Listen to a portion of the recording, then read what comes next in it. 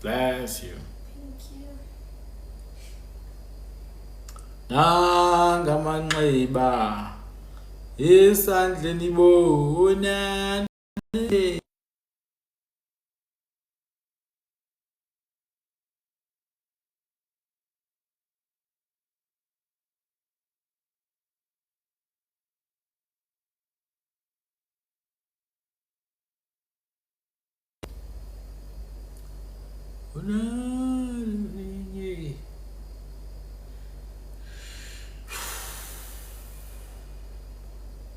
Let's go.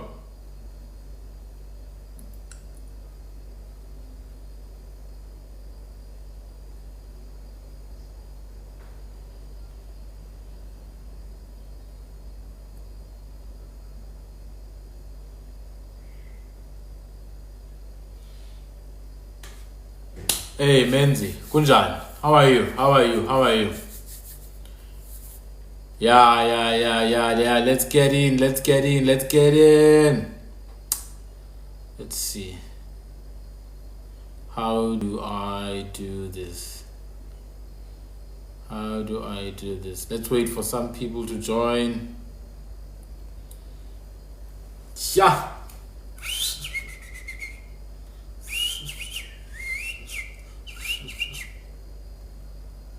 Welcome guys.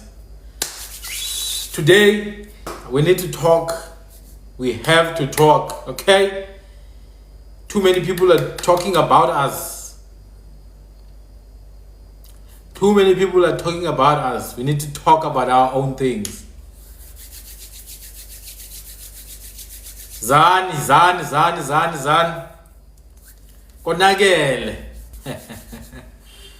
Konakele. You know, at the time we were growing up, we used to have intlombe. And we would sing there, you know, we'd sing nice traditional songs. Today you don't see intlombe much. You just see parties and stuff. And in the intlombe, that's where you learn. Songs, traditional songs. Intlombe, traditionally, it was supposed to be done on moonlight when there's a full moon. When there's a full moon, that's where you're supposed to have intlombe. With a fire, dancing around the fire anti-clockwise. We always dance anti-clockwise. We don't dance clockwise, we dance anti-clockwise around the fire, forming a circle, moving like cosmic bodies, like the solar system. The solar system moves anti-clockwise, and that's how we dance. It's always been like that. So in those ceremonies, then on a full moon day, when you make a fire outside and you dance anti-clockwise, that's where you learn, you know, the culture. And with the dancing, there's different types of dancing. There's dancing where you have to jump. There's dancing where you have to contort your body. There's dancing where you have to vibrate the body until you reach a state of complete silence. We call it trum. State of trum. That's where you enter an altered state of mind. By then, you're not here. You may fall and get out of your own body. You come out of your own body. So unfortunately, those things are being lost now. The kids don't go to intlombe anymore. Young people don't attend those ceremonies anymore. You know, when I was young, we had amagong. You know, that's where elders teach you how things are supposed to be done. Amagong, intlombe. Yeah. Intlombe, when you dance. So when you dance around the fire, anti-clockwise, you move in the same motion, same vibrations. You're stomping. You get to achieve a trance. You achieve a trance. We call it trum. Uti trum. Quiet. Today it's only done by amagqirha. And even them, a lot of them don't really They don't really know how it works. I'm gonna invite some people as guests. I'm gonna invite Dr. Nomasondo as a guest. Yeah, let's see if Dr. Nomasondo, Dr. Nomasondo, I'm gonna invite you as a guest here. We need some engagement today. We need some questions, I've been doing, I've been alone here for the past few lives. Been doing this thing alone for the past few lives. This is my very first time hosting this, so please, I'm probably gonna be very clumsy. Peace and love, peace and love. I'm probably gonna be very clumsy. I was just sharing how, growing up, we used to go to these gatherings called Intombe. Intombe, the word Intombe means many people, like people who come together. We used to go there. That's where we used to learn how to dance and sing. We didn't learn how to dance and sing on TikTok. We learned live, in real life, you see. We need people to come and join us as guests so that we can ask the right questions and engage. So today I was thinking we can talk about that aspect, cosmology, rituals, ceremonies, and how it connects to language. Because people think when we talk about words, it's not futile. It's not futile talking about words and discussing meanings of words and origins. It actually allows us to awaken and revive things that are dying.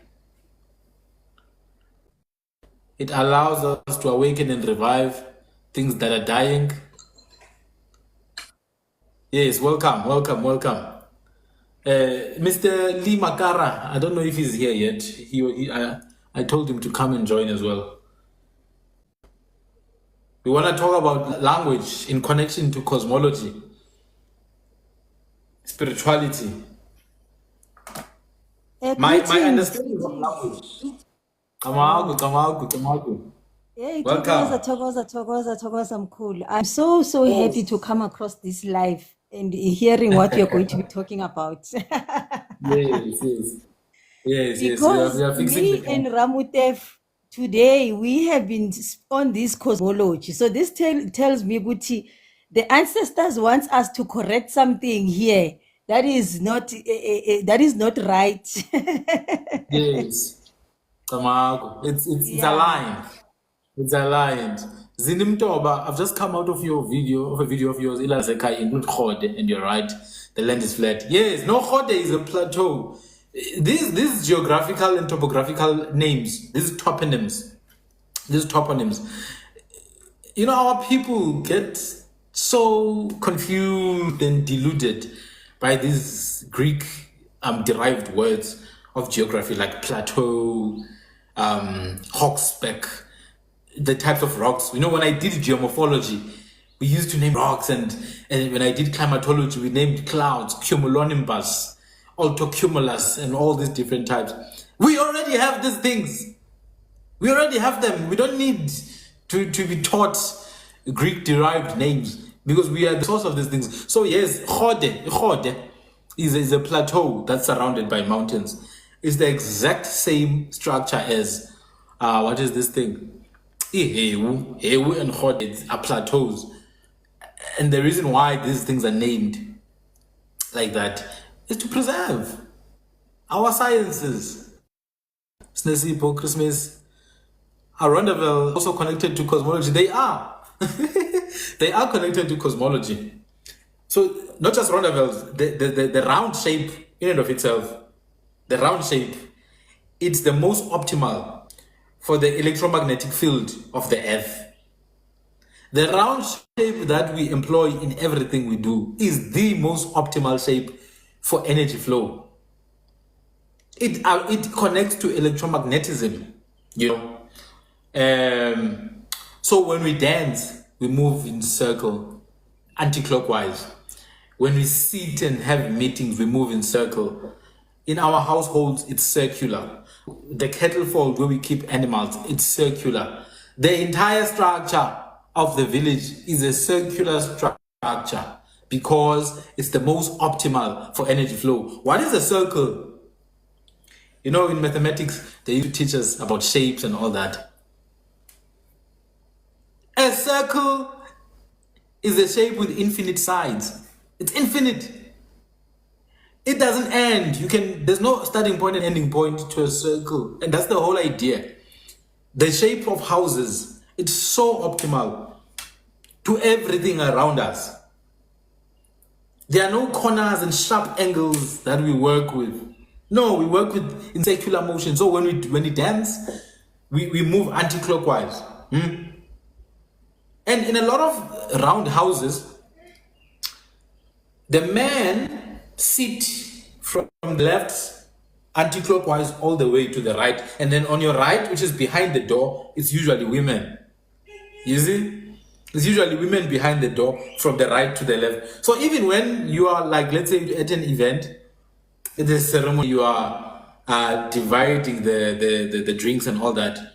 The drinks that are going to be drunk by everyone, obviously, we start with the most eldest man. We start there, anti-clockwise, and we move. So yes, the shape of the house is very much connected to our cosmology. The shape of the kettle fold, even the way they are at proximity to each other. The main house and the kettle fold look at each other. They look at each other.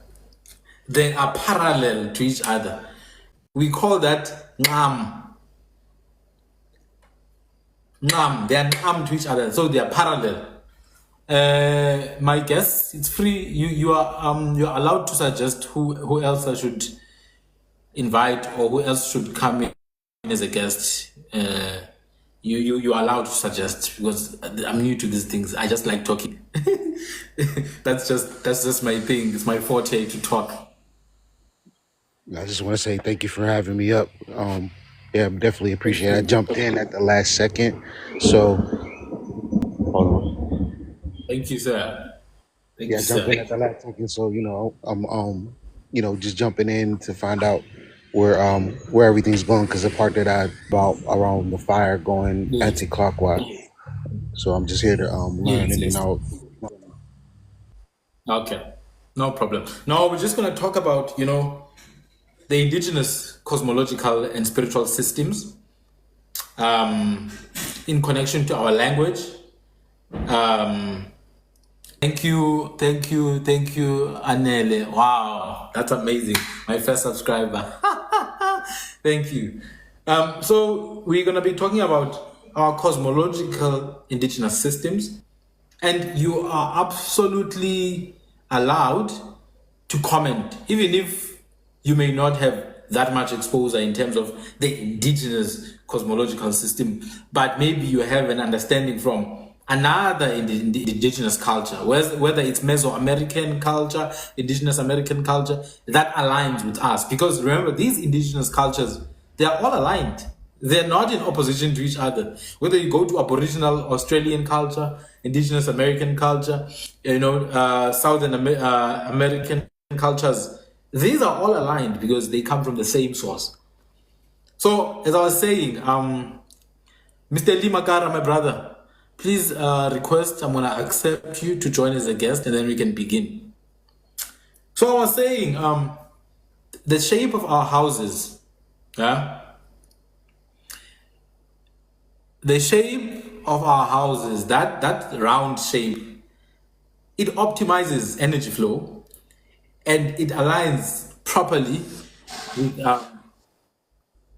with the electromagnetic field of the earth. So when I learned about electromagnetism, it's all about flow of energy from one pole to another. We were introduced to electromagnetism. I was still 16 when I was introduced to that. I was still 16. So it aligns, and the way we build houses, our houses are always aligned to river streams. The most senior leader will be in the biggest river, will be next to the biggest river, closest to the river source. And then the houses have to face eastwards. That's the original way. They have to face eastwards. And the sitting order, the most senior man sits on the left, moving anti-clockwise. And at that center, which we call Entla, at the center, the women begin all the way to behind the door, because that's where the secrets of the women are. Behind the door. That's where the children are and the sick men are sent. When a man is sick, he doesn't sit on the side of the man. He goes where the source of life is. Hey, so the way the house is built then, it faces eastwards, but then immediately opposite the house,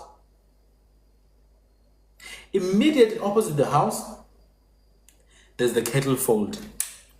It's a circular form. At the entrance, there's a tree that has a forked branch, or at the center, Miss Tuli, at the center, there's a tree. It could be the acacia tree, it could be Umuma, or any other tree that has some spiritual significance. But facing the house, the main house, Undlunkulu, is the kettle fold. And between the house and the kettle fold, there's a place there.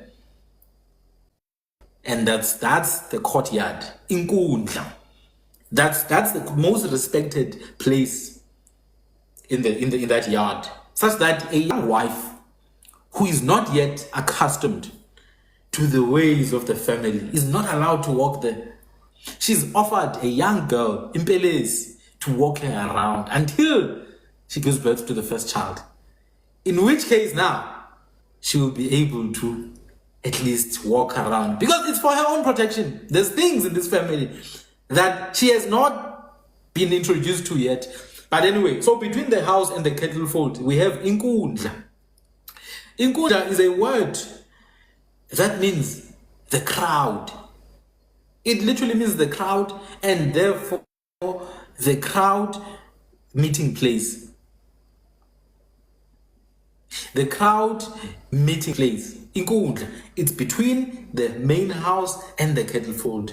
There's a field there. That's where all the important discussions are done. At the center of the crowd, in ancient times, there used to be a tree where the men would sit in a circle. In a circle. Anyway, so I just said all of that just to say all these things are aligned, you know. So yes, the person who asked about the Rondavel, the round house, or as they say, the mud house, that Africans live in mud houses. It worked for us. We were not dying of cancer. We were not struggling with pedophilia. We were not struggling with crime and unemployment in our mud houses. We were not struggling with rape and rape culture. So perhaps something has been done to disturb the flow of energy. There is no organism that doesn't have a habitat. There is not a single organism that does not have a habitat. And it has been shown time and again with a lot of scientific studies, when you remove an organism from its habitat, from its natural habitat, into a place that's not its natural habitat, more times than not, the results are very destructive to that organism. So the way I see it, our forefathers understood that and they optimized our natural habitat. That's why we had to be next to rivers, because they give us water to irrigate, they give us water to build our houses, water to drink and cook, water for the cattle that we keep. We had to such an extent that even today, you know, when we do our clan names, a lot of the times rivers come up. You know, you hear the Damini Zizi. They'll always say, Singabantu bomla bongawelwa, always in Konjane Zodwa, which means we come from that river that is impossible to cross. Only the sparrows cross that river because it was so important in their culture. You find the NoZulu people say, Singompafane, Singotugela. Mpafane and Tugela are both rivers. So it does come out a lot. Anyway, welcome to my guests. Thank you guys for joining. I really appreciate it. This is welcome Siapumelela. Welcome Rodzani. Welcome Olotando and everyone else. This is absolutely my first live with guests. So I think Mr. Limakara, if I can just let you, handle stuff, would that be fine? And then we can start talking and asking questions and all that.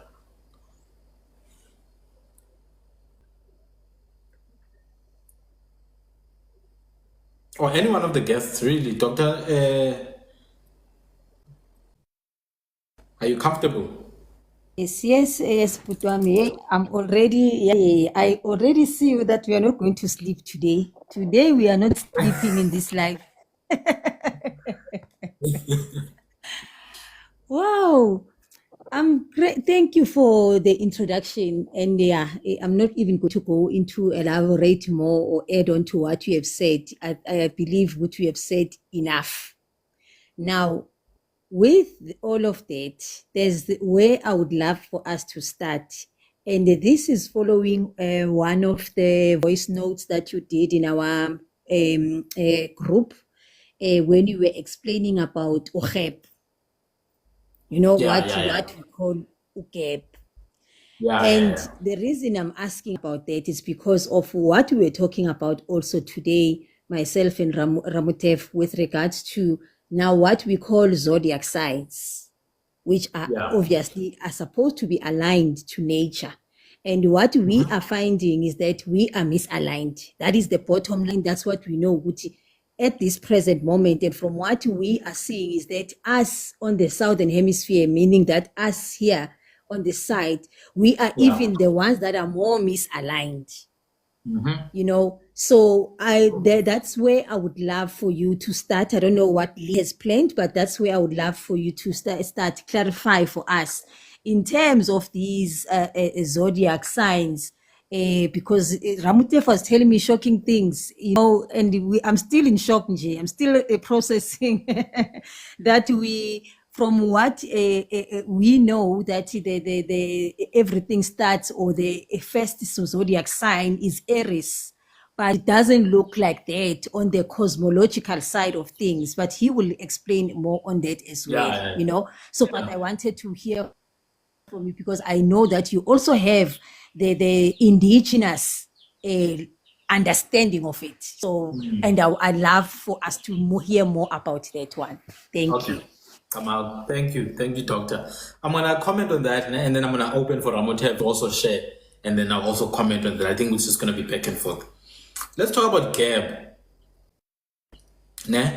So with these I'm gonna use the word deities, just for simplicity.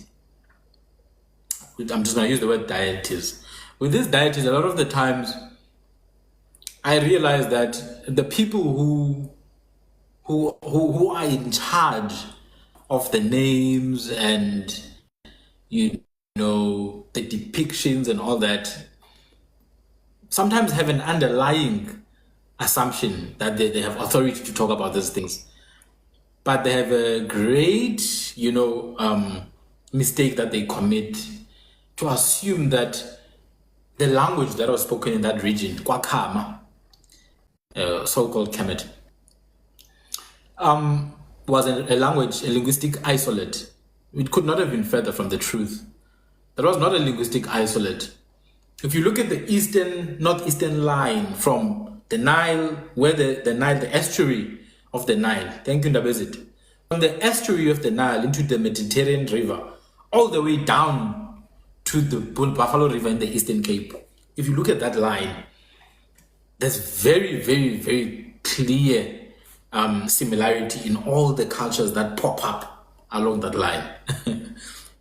I mean, the source of the Nile itself is here, Uganda, Tanganyika area. What they call Uganda, it's Uganda. There's not such a thing as Uganda here. So the source of those things that you find there is further south. That's what I wanted to start with. That's my preface. The source of everything so-called north is here. Baba Credo Mutwa mentioned this. So now, Geb, the way they pronounce it is based on their own assumptions. The way it was written was not Geb, it was GBB, Gabeb, or Gabeb, or Chabeb, The word means earth, soil, ground, mound, things like induli, umhlaba, qabab, umhlaba, umgubo, powder. So that's the essence of what gab or gabab is. Now you will realize that there's obviously dialects. So people from one region of the country will use the word gabab. From another region they'll use gubab. From another region they'll use gab. It doesn't matter. We look at the root of the word. Yes, there's also seb. There's also seb, which means umhlaba. It's literally the same. You see, I speak isiXhosa and many other indigenous languages. We have a sound here. It's called the lateral alveolar fricative. We represent it as HL. So when I say gab or gabab or gabab, I say umhlaba, hlaba, which is the earth, the soil in my culture. If you take someone from Burundi, and you tell them to say hlaba, they won't be able to say that. They'll say shaba, exactly as it's written in some of their dialects, shaba or sabab or sebeb. So saba, sabab, gabab, it's all the same thing. Umhlaba, the earth. And Undabezita is mentioning something now. Kumba, clay, the one that's used in molding things. I love how it just spreads out. And that's another important thing about us, indigenous people of the earth. We need to think very laterally. Things are not standing alone. Things are not isolated. Things are very much connected. So gab, seb, or umhlaba, umquba, or qabab is the earth, the soil, the clay, the source of whatever we use to mold things. Right? Now let me show you something. The way the people of Kama meaning dark and black and burnt. Ilanga liyakama, it burns the earth. So kwakama, where the earth has burnt, or where people are dark and burned, or dark brown. In fact, there's an old song of the Abambo that I came across. When crops are not growing well, they would send out maidens, virgins, not dressed in the upper body because it's pure. It was not sexual in our culture. We are not perverts. It's pure. Those maidens would go to the field, sing a song. Sivelembo. Embo. Kwakama. Mbombo. Now, Embo is place of gold. It could be KZN, it could be Mpumalanga, it could be the Sudanic areas. It doesn't matter because this is our land, all of it. Not some half that the European decided. When they say Kwakama, I realized, oh damn, it's the northeastern direction, regardless of where you are. For us, Kwakama is Mpumalanga, where the great ruins of Bakoni are, where the Inzalo Yelanga is. That's Kemet for us. For people who are in the Kenya area, their Kemet is their northeast, where there's abundance of gold. So you would find that now when we talk about Embo, people think it's one place. No, it's multiple areas, all along the line from the estuary of the Nile to the estuary of Buffalo River in the Eastern Cape. The whole East represent Imbo. Going back to Gab. Gab is personified now. Gab is personified as the mother of plants, or the father of plants, or the source of plants, because it's a representation of the earth, the soil. Whether you could seb, umhlaba, or gab, umgubo, or kubumba, gabeb, or grab, or gub, umguba. You notice that all these words mean the same thing, by the way. All of them mean the same thing. Gab itself now is personified as coming from two parents, Shu and Tefnut. And I want us to get into that. Remember, we need to go back to the source. You see Shu, and you think Shu is Shu, but Shu is Shua or Tua. Tua, rise, Vuka, Pagama. It's the air, the moisture. The air and the moisture is shu and tefnut. Tefnut from the word tifa, to moisturize something. You know when there's showers, rain showers, tifa. That's tefnut. It's feminized. It's a feminized version of rain. So it's moisture that you find on earth. The moisture feeds the soil. It feeds seb or gab. Shu, tuwa, the one that rises things up. The air brings about the oxygen. So when you say shu, it's tuwa, the one that causes things to rise up. So you have oxygen, air, personified as shu. In fact, when you look at the depictions, Shu has a feather on his head, a light feather. What does the feather represent? Weightlessness. Weightlessness.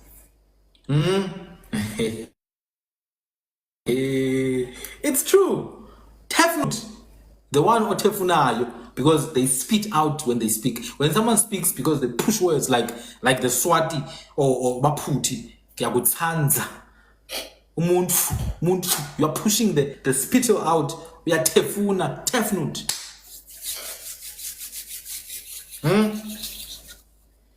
In fact, some dialects, they pronounce tefnut as tfene, or tefuna, tfene, or tefuna. So now you have these three elements: air, moisture, and ground. What happens when these three elements meet up? And what do we still need? Do we not need atom? The one who destroys. Yatima. Do we not need amun? We are more, the one who's not seen. So you realize that these are the elements that make up our reality. The sun, the moon, the air. We have Nuna, the water bodies. Amanunga. You know, when old women respect, in my culture, they don't call water amans. They call it Nunga. That's Nuna. Go and look at Nuna. You realize that Nuna or Nun is literally drawn as a body of water. You've got Net or Nut, the night sky, Unyeti, aka Unyezi. So they will act as if these things are some foreign concepts that were invented by aliens. No! We speak these things every day. It's elements of nature, personified, because our ancestors were that complex, solid. The ground, heat, which causes air to be light by expanding the distance between oxygen molecules. You know, hot air has much more expanded oxygen molecules. Heat causes air to rise, which causes moisture, solid and heat, and ground. That's Shu, Tefnut, and Geb. So the way our people think about these things, they've been so alienated from these ideas that when you see Geb and you see Tefnut, you think, these are just some Arab stuff. No, this is the stuff we talk about every day. You see Amun. Go and look at the word, the actual word. It's not Amun, it's AMMNW. Amunwa, the one who's not seen. Ongabonwa. Come on now. The invisible one. Atum, it's actually ATM or it's a sure sound. TM or Atima, the destroyer. Now think, how did the forefathers come with these names to begin with?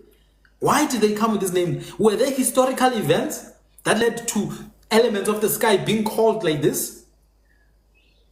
And we get much closer to the truth, to understand past cataclysmic events that happened, to understand the pictures you see, a horn, two horns, and the sun. You think it's two horns and the sun. You don't realize that it's the moon and the sun. Because the moon is hidden, it becomes a disk behind. Cataclysmic event. What happens when the moon and the sun come together? What happens? Causes exactly. You people think it's horns. No, it's not just that. That's symbolic. Now we have to go beyond the level of allegory. We have to go with that and actually see things for what they are. This is how our ancestors used to present this knowledge. That's why it's been lost. The reason why it's been lost because we stopped hiding things through initiation. When you initiate people into an art, into a science, you create a secret society. Where there's a secret society of knowledge keepers is Anusi. Through the initiation, it can take 7 years, it can take 10 years to get to that level of knowing these things. But those initiations meant that the knowledge is kept. When we stop preserving those traditions of hiding things through initiation and preserving them, we lose the knowledge. One more thing before I allow the other guests to speak. In the Eastern Cape, there's a region known as Utsolo, which is the sharp or pointy place. There, in the 1970s, the very last family that was living in the caves, the family of Makok, they were called the Ganga people. That family lived in the caves of Utsolo, along the river banks. When Makok was asked why she couldn't describe the drawings on the cave, you know what Makok said? That the father did not allow her to know those things because she was not initiated in those things. So you need to be initiated to know these things. I've gone through my own initiations.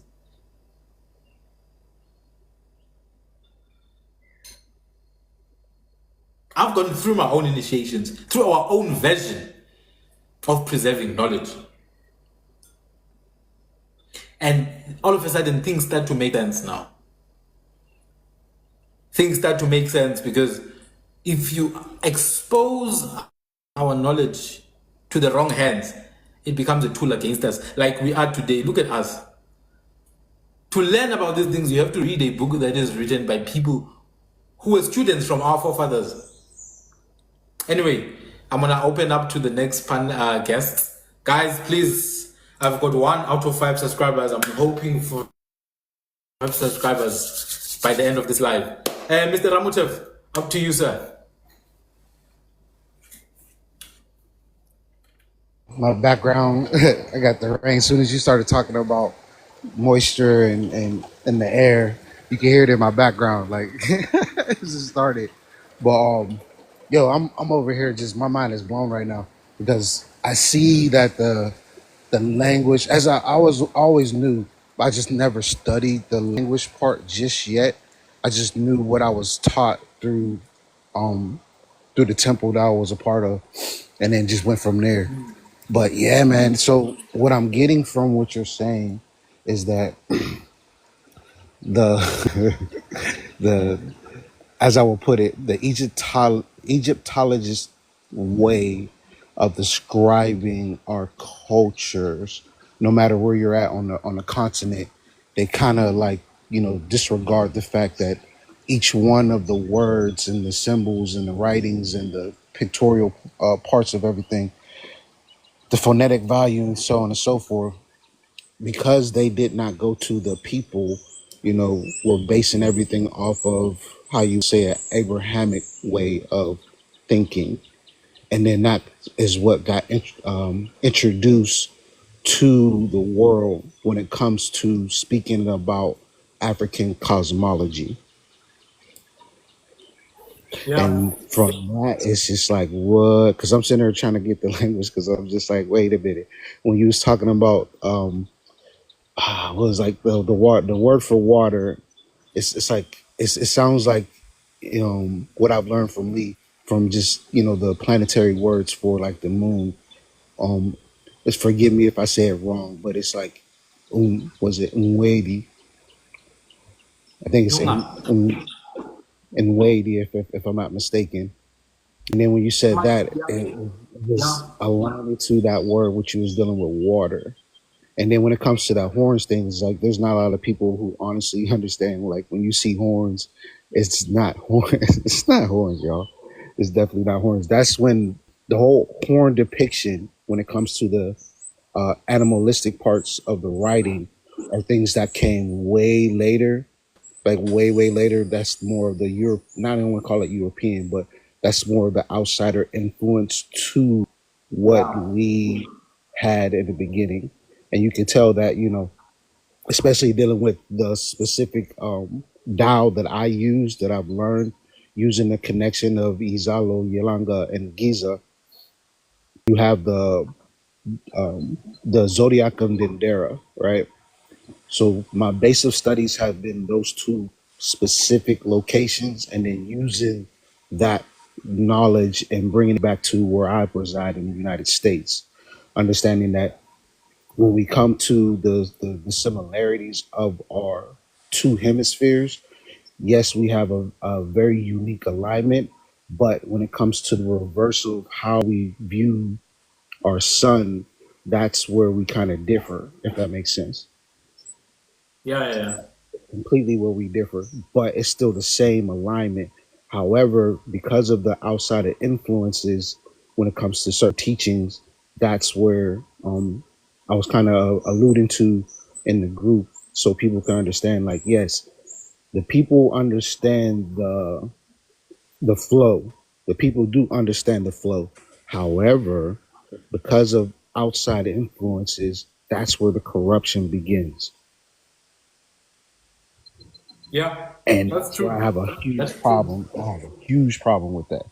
Huge problem with that Yeah. because I already understood it from my hemisphere. Like I understand the influence.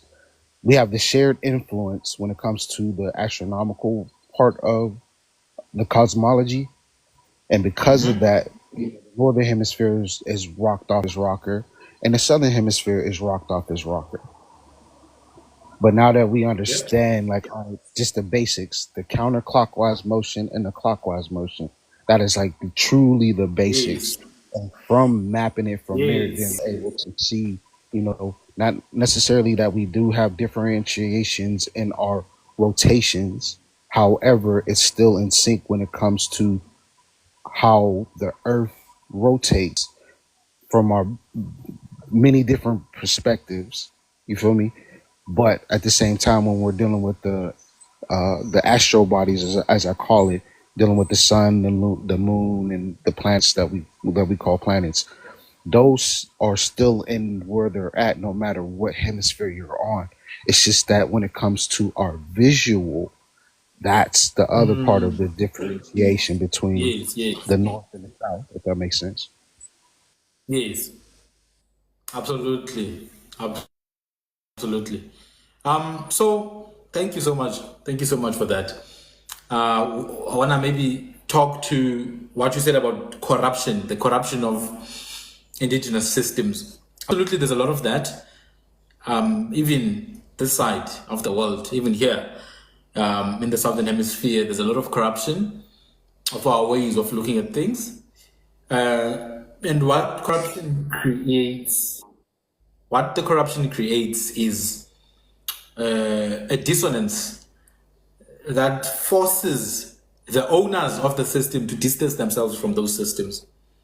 So people end up now distancing themselves from systems that were designed to edify their existence on this plane. Talking about North South speaks to that exact same thing I was talking about North Pole and South Pole in terms of electromagnetism. When we learned about the relationships between electrons, positive and negative, That is Coulomb's law. We learned about Faraday's law of electromagnetic induction, Lenz's law, how electromagnetic fields are able to induce electromotive forces.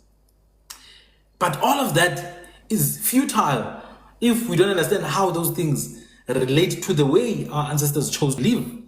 It's all futile. The sciences and the theorems and the theories and the formulae and all these, things that we learn about, they are all futile if we distance themselves from our ideas.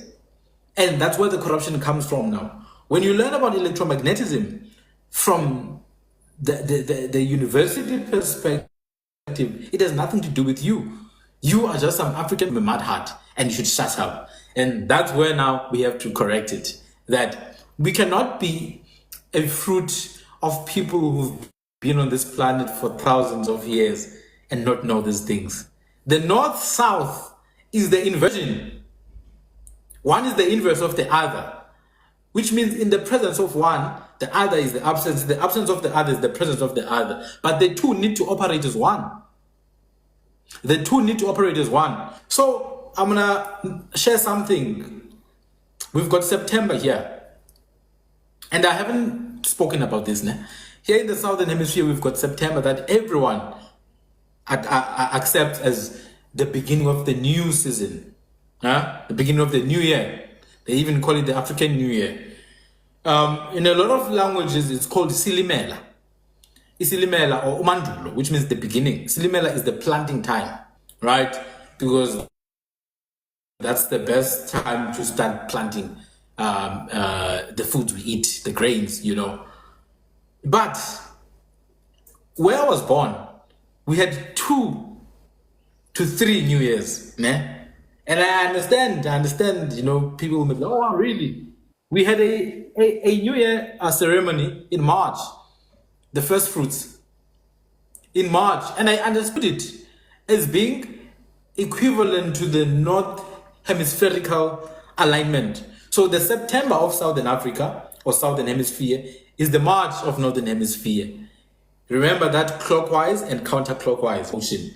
The end of the other is the beginning of the other. The beginning of the other is the end of the other. That's why you've got the 6-pointed star that people like to represent up and down. If you move them opposite to each other, it's the same thing. North to south and south to north. It moves in parallel to each other, but not opposite to each other. The two, Northern Hemisphere and Southern Hemisphere, don't move opposite to each other, but they are parallel to each other. So the Southern Hemisphere needs to operate from a Southern Hemispherical point of view. The Northern Hemisphere needs to operate from a Northern Hemispherical point of view. The mistake now, or the sin, the error, is when forces of invasion force the Northern Hemisphere way of life to the Southern Hemisphere. And all of a sudden, the people who are supposed to thrive in the Southern Hemisphere, all of a sudden their environment fights against them now. Because that's what is happening. The habitat that is supposed to nurture us is actually protecting itself against us because we're doing things upside down. We are in the upside down right now as I'm speaking to you. We are in the upside down. So I totally align with that.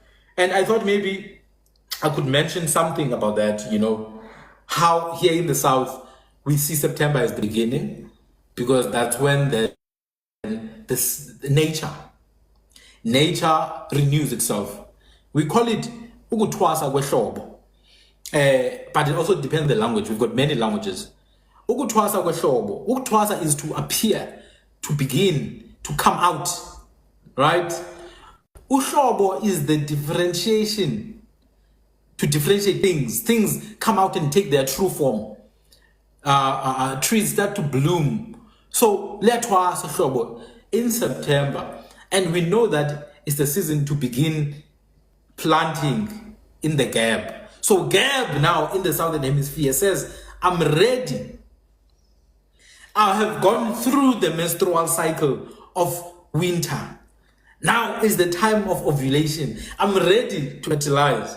So we have to now plant the seed because Gab is ready to incubate that seed. And 3 months later, which is a quarter later, Gab is going to give us the fruit of the womb. 6 months later, we'll be celebrating the first fruit ceremony in some cultures. So I see it all in alignment. It is the time for Gab in the south to cleanse itself now as we speak. It's April now, end of April. In isiXhosa, we call it uchazimpuzi, which means the blistering of the pumpkins. Ukuchaza kwempuzi, the blistering of the pumpkins. So they're starting to blister. If you had pumpkins that you had harvested, they're starting to show signs of death now. Shortly after April, we have May, which we call ukanzibe. Kanzibe means the little shiny sun. An is the sun. Tsi is the diminutive suffix. So kanzib is the little sun or the shiny star. That's the canopus star, which is very bright in the south in May. So next month when you go out, the brightest star you are going to see after canopus, we'll have June, and we'll enter now the period of death. The period of death, ubusika. The word ubusika means the cutting, because now the nature is killing itself, just like a woman goes through the menstrual cycle, where the uteral walls are broken down and chunked outside of the womb and kicked outside of the womb. Nature starts to kill itself, and we have to go and cut the last remaining fruits to save them from rotting and dying with the nature. Hence we say ubusika, the cutting time. Now we wait now a good 3 months until the new season of revival comes. So that's just how it is here in the south. And exactly as this is happening in the south, you guys are entering the pinnacle of summer. So when we enter the pinnacle of winter here on the 21st to the 23rd of June in the winter solstice, you guys are entering the pinnacle of summer, the summer solstice. What does that mean? It means the sun has conquered the moon in the northern hemisphere, but in the southern hemisphere, the moon has conquered the sun. Because when the moon conquers the sun, the night is longer than the day. We call it winter. Interestingly, in September, the moon and the sun are equal partners. Especially on the 21st to the 23rd of September. They are equal, the moon and the sun. The energy is at an equilibrium. It's the best time to begin things because you align. You align with everything. So, to speak now to how our cosmology then is aligned with our language. Like we mentioned names like Gab, Shu, and Tefnut. It's hard to understand what they are unless you understand the words from which they come. We did say Gab, solid form, the earth, and all the different permutations of that. It could be the earth, umquba, the earth, ukubumba, the molding agent, the earth, umgubo, the powdery soil, the earth, umhlaba. That doesn't matter, but it's the earth, the solid. It needs different particles. Gap. We spoke about Shu, Suwa, the rising agent, the air. And then we spoke about Tefnut, the moisturizer of the world. So they work hand in hand, just like North and South are not. We don't have to be against Northern Hemispherical cosmological processes. We just have to embrace the Southern. Because you're in the Southern Hemisphere. When you go to the Northern Hemisphere, you need to operate within the Northern Hemispherical flow of energy. Because you can't go against the flow of energy. It's just going to cost you. Like it's costing us now. Our bodies are sick. Our minds are sick. We live in block houses, four-corner houses. We no longer live in those circular houses that go very well with the field, the electromagnetic field of the earth. Those circular houses, those Rondavels, those huts, those beehive huts, they are optimal shapes. It is the ultimate shape, the circle. There's no shape that gets better than that. A shape with infinite sides. It does not end. The circle does not end, does not begin. It's everything in one. It's everything in one. So I've just accepted another request for a guest. So our cosmology then is aligned very much with our language. So let me just read a question here. I know it's not the topic, but I'm confused between kwe, koi, kwe. Can you elaborate? I'm just going to quickly touch on that. Those things are not real. Kwe, koi, kwe. Kwe, K-H-O-E, and kwe, K-H-W-E, both mean person. They both mean person. Koi, on the other hand, is not a real word. It's not a word at all. I don't know where it comes from. There's kwe, which means a human being, right? So that's just a word like umntu. Kwe means umntu. Now, European academics have used that to differentiate between Hottentot and Bushman and what. So the KHOE is supposed to be Hottentot, the KHWE is supposed to be Bushman, but it's not real because people are not categories. Culture is very fluid and it's a continuum. So don't be confused by those. Those words just mean human. What you want to go into is the actual nation now. Kunukwa, Ohokwa, Kurikukwa, Kurikwa, Kinikwa. There you will have the real version of events.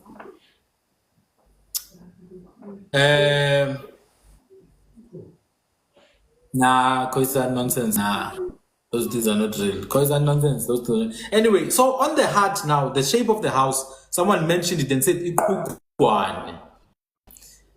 Someone said it Ikukwane. The shape of the house, Ikukwane. Another name is Mupanzi.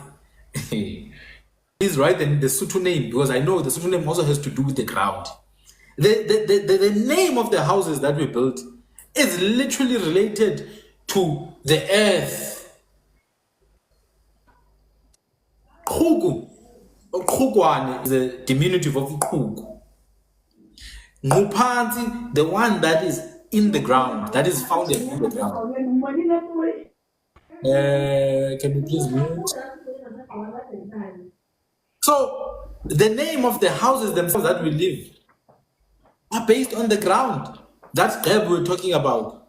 So you see that even something as simple as our houses is still aligned with the cosmology. It's aligned with the cosmology. We call our houses iminguba sometimes, the temporary housing structure. Iminguba. Sometimes we call it duku. It's taking us down to the earth to get the source of the plants. Mr. Limakara, are you able to comment? I heard you said you are stuck in traffic, but are you able to comment? I don't think so. We have a new guest here. Does the guest know that they are our guests? Or do they not know? Pumza? Hello. Do you want to say something? Yeah, no, I don't think they know they're our guests. Okay. Now let's talk about, because when the live started, I was explaining the dancing around the sun, the fire, about how it resembles the sun and the cosmic solar bodies that move about it anti-clockwise. Mhm. The structure that our forefathers adopted, the secular structure, it's one of the oldest structures. If you go to India and Pakistan, there are some villages there, I know because I've seen them, where they still build the exact same way that we build. They still use cow dung to plaster the walls. They use cow dung, plaster the walls, just like we do. I realized that this was a common theme. Even if you go to South America, you look at their old type of houses. It's a Rondavel type, which is interesting. Because who told these people to build like this? Who told them to build like this?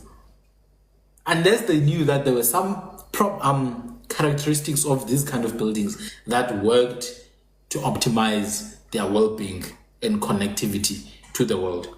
So now when we do the dance anti-clockwise in a circular motion, we burn a fire around, whether it's a fire made of certain specific stick from specific wood. You don't just burn any wood. No. There's a specific type of wood. If you want to connect to other dimensions, you use specific types of wood to invoke parts of your brain that are going to act as portals. So use specific wood. The specific wood then will operate as our sun at the center, or we burn the incense, whether it's buchu mixed with impepo and other types. We move about anti-clockwise. We do specific types of dances until you get to a level, alternative mind state called Now the word means complete silence. It means complete sleep. What happens there, you can look for it. There's people who describe the experience. What happens when you reach after these focused vibrations is that you achieve an alternate state of mind. You achieve a trance. So the people who see you are going to see that like you're choking or whatever. They're going to try and calm you down. They'll burn the thing on your face, the smoke. But you are not even there. One Grechab was speaking to this European who were interviewing him in a documentary. This Grechab told them that when he reaches the state of mind, he's able to go and communicate with his lost brothers, long lost brothers, the stars. So he's able to move at will outside of his body, come out of his body. That is to say, you are twasa, to come out. We are twasa because they come out of the body when they reach the state of mind. Those ones go and travel places and see things and then come back and share that knowledge, the knowledge of healing, and share the knowledge of calamities that are coming. The second one, and the reason why I want to talk about this, Dr. Nomason, is because I see there's there, your last name, there's Mans there, water. The second one connects us to the water, which we always build next to.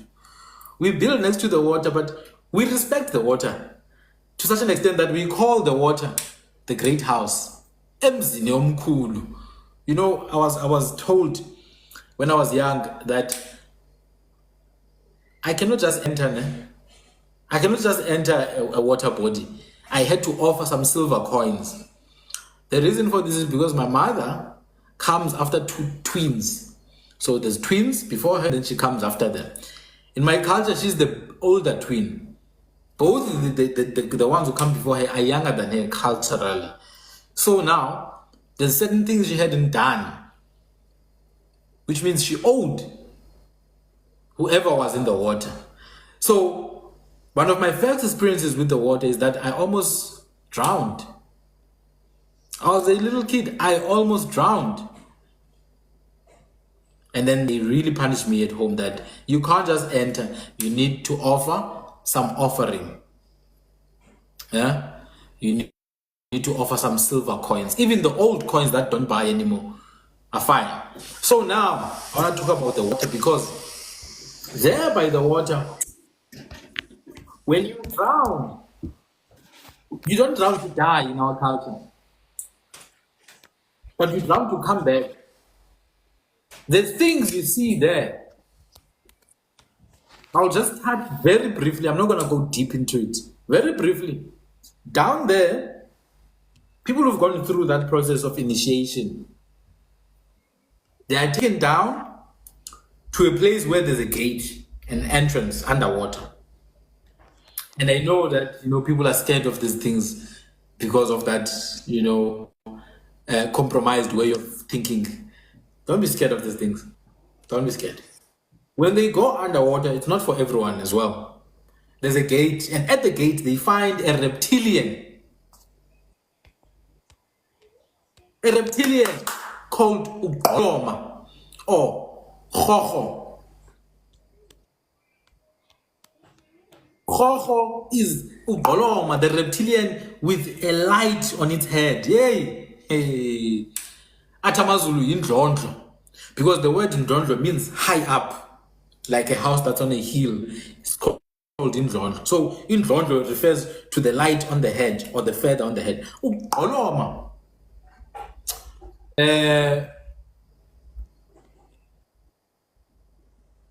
Ugoloma is there. You are forced to meet Goloma. And when you meet Goloma is not going to harm you because Goloma knows you've been chosen. You've been called to learn secrets about the healing of your people. And therefore Goloma allows, but Goloma is seated on a body of soil, that is underwater soil, white clay, which we call Ineke or food. It's an extremely important clay to us because it's a clay that represents death for rebirth. It's a clay that represents transition. The white color for us has nothing to do with the race because the race is actually pink. But for us, it's a color of transition. So when you get down to Goloma, you see this big Goloma snake, aka Khoho, that is on a bed of white clay, Ineke, aka a food. That white clay is what covers you when you come out of there because you are dead now. You need someone to coach you back into life. If you are not coached back into life,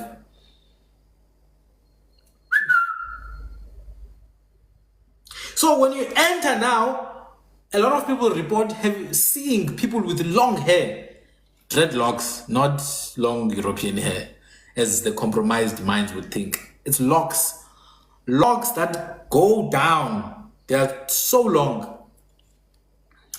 And you get there, you can be given a bag. For us, a bag is it's a skin parchment with certain things that are going to allow you to perform your duties. And the process happens. But I just wanted to specify a few things. When you come out after 4 days, 6 days, 7 days, someone near Grihab, this person is going to take you as an intern under them or a trainee under them. They're going to teach you the ways. They're going to do some rituals, some ceremonies to heal you because you've been just bombarded with knowledge that would take hundreds of years to learn.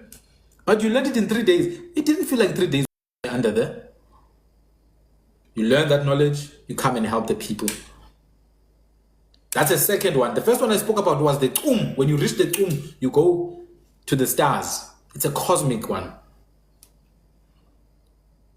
The second one, when you go underwater. The great house. Now, this Koloma, or this Khoho that you find there, is the guardian of the water bodies. Some call him Kanyamba or Khanyapa. These guardians of the water bodies are reptilians. Reptilians that somehow had long-standing relations with our forefathers. You can go to all the old cultures of South Africa, you will find this, it's parallel. All the old cultures, they know this, regardless of the language you speak. When I talk about the snake, you know. When I talk about the giants in our cultures, whether Amazimzim or Amazim, Amagongong, you know the giants. These are things that were taught by our forefathers. You will not learn about them in school. Why? Because they told us, because it was important for us to know. And now they tell you about aliens and all that. You think about aliens that are going to come from there. They are already here, next to you, at the river. But our forefathers had a way to live amongst this. Because there are dimensions here, right now, in that room that you are in. You tap into another dimension, you see other things. In the room you are in. You don't need to go somewhere else to see these aliens. They are here next to you. You know, it's like radio. When you tune into a specific frequency, 94.8, it's Metro FM. 92.1, it's another FM. It's just the frequency you are tuned in determines what you're exposed to. Our forefathers mastered that. Tuning and untuning between frequencies. That's why today when we talk about Khoho or Koloma, when you talk about Kanyamba or Khanyapa, these reptilian entities, people freak out because they don't know what the hell this is. They don't know what the hell. So when we talk about this, when we start to engage in conversations like this, we are elevating the frequency now. You're going to see people starting to cry, breaking down, because it's too much. The energy that flows here is too much. Which is exactly why our ancestors kept it structured through rites of passage. They kept these things structured through rites of passage because these things are dangerous for people who have not been prepared for them. So, going back to cosmology, language, southern hemisphere, northern hemisphere, you find that everything I'm talking about here, you go to biblical school of thought, you hear about the cherubim and the Sepharim. You know what Sepharim are? It's literally fire-spitting reptilians. The highest ranking angels. The Sepharim, the word Safar means fire or burning. It's fiery giant snakes or fiery giant reptilians. Go to a Hebrew Bible, go to Strong's Concordance, you will find what I'm talking about. The cherubim are winged entities and they tended to be the reptilian. So when you go to the core of these ideas, these angels, that you realize that these things are just reptilians who've been on earth for a long time and our ancestors were forced to live with them. And once you tune into these frequencies, seraphim, sorry. Yes, it's seraphim. Saraf means fire, something that is burning. A fiery snake, literally. Highest order of Melechim or messengers.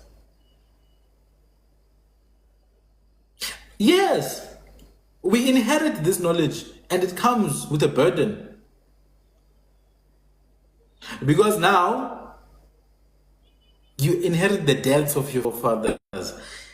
You know, there's a thing where people take people living with albinism and sacrifice them. That's stupid thing they do. It's wrong. In our culture, it was an honor to have people living with albinism. It was an honor because there's certain things that what that's telling you is that they were exposed to certain things or they were marked in a certain way, in an honorable way. Those people are powerful, not to be sacrificed or killed. In my own family, we had one of my aunts living with albinism. We don't know what happened to her. And to this day, it's a debt in our family that needs to be corrected.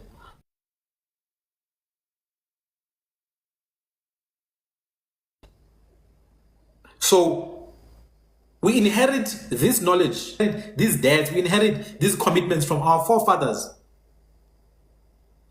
We don't know about these things now because we've lost the knowledge. We've distanced ourselves from our own cosmology. We lost the language. That was the first problem. When you lose the language, you lose any sense.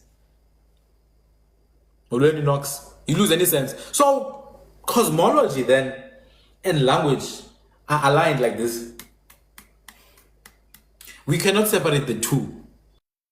The reason why our enemies have power over us is because we are forced to speak their language right now. Right now, as we're speaking here, I shouldn't be speaking like this. I shouldn't be speaking like this. I don't want to be speaking this language. I have my own language that I can develop. The Kabbalah. And xa sendithela ulwimi ndiyakwazi ungqala emzimbeni. Siqhabalake sicamnce.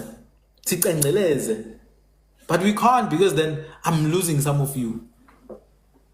The enemy comes, breaks all of us, and forces us to speak their language. You know, our languages are closer to us. All of them together, they are much closer to each other than they will ever be to English, but we choose to use English. Well, if I was able to, trust me, I will be speaking the language. Trust me, I know. because there's so many things I want to say that I try to keep, you know, and not to the aware spaces. But if I was able, boy, Kamago. Welcome, Lilith and my brother, Urwa Khaub. I'm going to give you guys the floor. We're talking about cosmology. We're talking about the moon, the stars, the sun. We're talking about the dances around the sun, around the fire of our forefathers, and how all of these things are connected through language. And how language itself, when it gets diluted, there's things that die with that knowledge. There are things that die with the death of language, with the dilution of language. Things like because language is like a key to certain secrets. And more than anything, when we revive the old version of our language, all of a sudden, we are connected in ways we could not have imagined before. Today, a Tswana person is able to hear what I'm saying. I'm not Tswana though, but because we've already removed that. Because being Tswana and being Xhosa and being Zulu and being this and being that, they're new. What's inside of us is old, which means we need to go back to the old. We need to go back to the old to awaken something inside of us. So we're talking on that. So I'm thinking, Brother Kurwa Khaub, you can touch on maybe certain aspects of Rehab practice, certain aspect of some of the rituals that are done, the now rituals, and Sister Lilith, I'm going to give you the floor if you have anything to say as well. I don't want to be the only one speaking, so feel free. So sorry, kancane nje mkhulu. Sorry, guys. I just want to say something with what you've just, before I give the others, what you've just mentioned about this information being coded in us. You know, my son, who is now 13, we grew up very modernized, in suburbs, and then until he was about 9 years old. But what is interesting is that, and he was only playing with white kids, and those were his friends. And what was interesting is that whenever we go to KZN, the minute we touch the ground, like we enter into our homestead, that child loses the English language and he speaks fluent Zulu. And we've never spoken with him in that fluent, and we'll always be shocked as to how is this happening, because this child doesn't know Zulu, that type of Zulu. He's always speaking English. So I'm just reaffirming or confirming what you are saying, that this information is in us. Yeah, it's in us. And the thing is, people think you need to learn something new. You don't learn something new. You tap into something old that's already inside of you. You tap into it. So a few months ago, I had an experience. Itongo. I had Itongo. A dream, or whatever people call it. The dream, I caught it towards the end. I didn't see what happened before in the dream. That's crazy because it's my dream. But I caught it towards the end. And I was living a big forest with 3 men. 3 Kauseb, who are still living in the old way of life with their bow and arrow, and they are wearing the ngib, that little isishuba, that napkin-like leather thing. And these 3 men were done with whatever they were doing to me and with me. They were done with it, literally done. And they pointed me out as if they're sending me on my way back. Okay, you can go now. The road is open. The path is open. Go. We've got you. Go. And I walked. I understood that whatever they were doing inside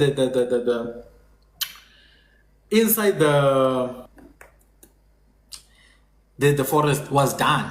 I don't know what was done, but I knew that they were done with it.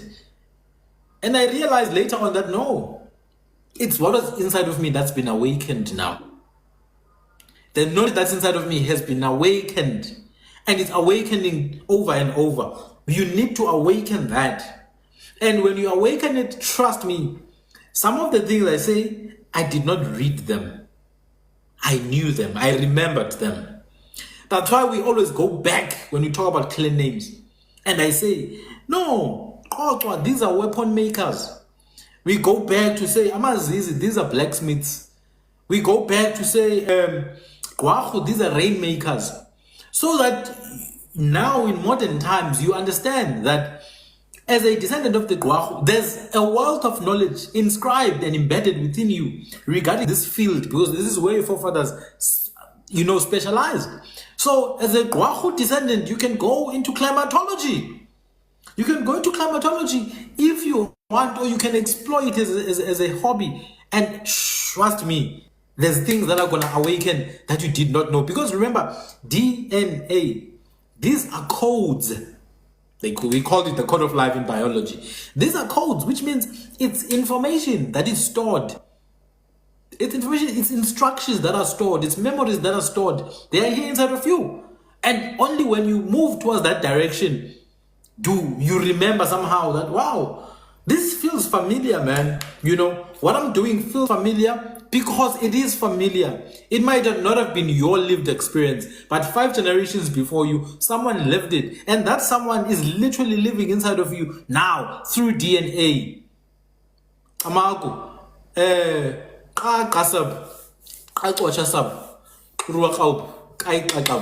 welcome, my brother. Do you want to say something? Ka se ka ha out tiwe ka se nga qoritsi ha heba TikTok go back out. Thank you very much, my brother, for this discussion in TikTok that you are holding. I trust everything that you have said, my brother. I know that you have said mouthfully, and I also thank for other of our brethren into this group as well for the great and mouthful things that they have also for the contribution as well to take in discussions as well. My brother, I'm very, very proud. Let me introduce myself for those who don't know. I know everybody in this discussion, they know me. My name is Honsa Dirna Khaba Kwakuhu Ti Ngaba. I am I come from Bloemfontein. Dirna historian. I am an historian, as they say. Meaning, I'm also a philosophist when it comes to culture, indigenous culture in Southern Africa. Whether it's or if it's your knowledge from other cultures as well, I take in participation and so forth and so on. And also I'm a linguist as well, but I am a Kora linguist in Indigenous click language in the linguist as well. My brother, thank you very much for this hosting. I wish there were more convenient other fellow brothership as well that also anticipated, maybe perhaps they will anticipate into the this life as well. You've said it mouthfully when you mentioned the earliest of your talks when you spoke about cosmology. I think South Africans per se, that's why I usually say to you, I agree completely. Your cosmology lives in your blood. And when I say it lives in your blood, that is why we dream. And when you say that your ancestor or a fellow DNA of your ancestry, it lives through a person, it is true. Because one of my experiences as well that I've also encountered in my past is that I've had the opportunity in my lifetime. When I started doing research, I was very young. I was in my 20s, in my mid-20s. And there are some of the things I couldn't understand the time when I manifested with dreams and stuff, because when you're a child, you only know what is more or less surrounding your people, your surroundings, your family, communities, and so forth. But spiritual things I never understood up until I came across elderly people who were very versatile, who could teach me, because at that time as well, as also Dr. Norma as well has said as well, she's mentioned that her son, when they were in an urban area, the child couldn't even say anything. It was always English, and then when it comes to at home, then started having to converse boldly in isiZulu. It was like that with me as well. So we grew up I was brought up in that way as well, been to these so-called former model C schools, up until such time when you grow up, you start questioning yourself, and there's a lot of things that you have also experienced when it comes to dreams as well. You know, I want to thank my father as well in this instance. When I was 7 years old, he told me that I was queer. My father, he instilled this in me because it's something that manifested in him, and where he was born as well, it's predominant. But at that time, when you mentioned that you are queer, most people never took that seriously. Up until only elderly people who were born from 1930s upwards, they were the ones who were very bold with that as well. But when it comes to the cosmology, I only saw things happening when we visited my father's birthplace, because each and every it's a normal township, but it's predominantly, could see this is predominantly queer people. Even though when you mention these hegemonies, Tswana, Sotho, when you mention isiZulu, isiXhosa, and all that, most people, when you look at them, you don't see that Tswana, Zulu, or whatever. People there spoke one language, and then they knew also the indigenous language. But because now the system oppressed people in that in that era, then people started associating with things that are not related with them. You understand? You know, you mentioned something with fire. You know, when I was a child, I remember in many of your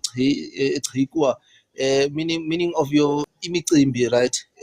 Meaning Yeah, your, yeah, your yes, your tape. No, normally it would be your tracip, right, where people would meet Mkitini, all of them. They would all gather and they were celebrating. If it's Kuat Kaharip, or if it's more than Kuat Kaharip, and there's a slaughtering of a Gomab, right? Now, yeah. what I've learned is that a lot of people, in the process of doing Kuat Kaharip, especially in the evening, they would do your Kaisa Sutris or your Kaisab, right, where they will dance, doing the trance dancing. And when I was young, I never understood exactly what it meant, but I manifested. I saw things in my life. I started sleeping in the middle of that. People were doing that. I started sleeping, and I slept maybe on top of my sister. I had an elder sister, my late elder sister. I would sleep on top of her lap, or my elder brother as well when I was young. So I started seeing things as well. And then one day, because people were there, they gathered my father, and sometimes they would sing in songs. They were not in Xhosa or Setswana. They sing in these click languages that at that time you couldn't hear. Do you understand? And imagine, at that time I was about 4 or 5 years. Imagine at that time, and people were singing in those languages. And at that time, I have no idea of uh, when people are ngaying, right? When they're ngaying, meaning when they're singing, I have no idea what they're saying.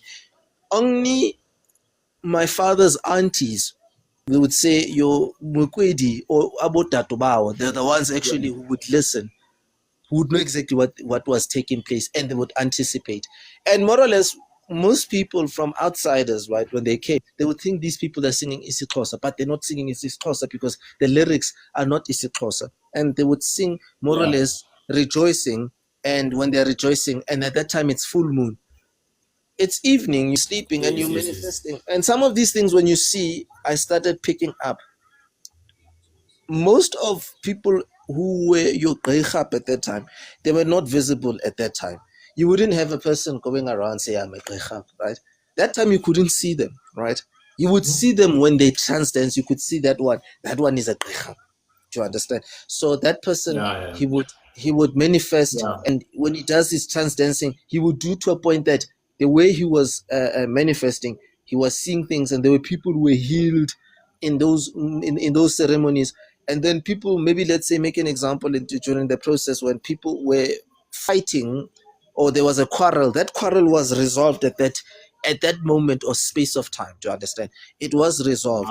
And even if that time when such things, when they manifested, most of these people, they would gather, and then when they would gather, then a spirit will come, and each and every person would anticipate it there, whether you were a child or an elder adult. There was a hope for whatever ceremony, whoever who performed, who spent for that, that person would receive blessings, but blessings with others. If there's a person who did it in maybe this ceremony was performed at the person's parents' place, parents were receiving blessings, he received blessings, siblings received blessings. Do you understand? Then then that's when I started.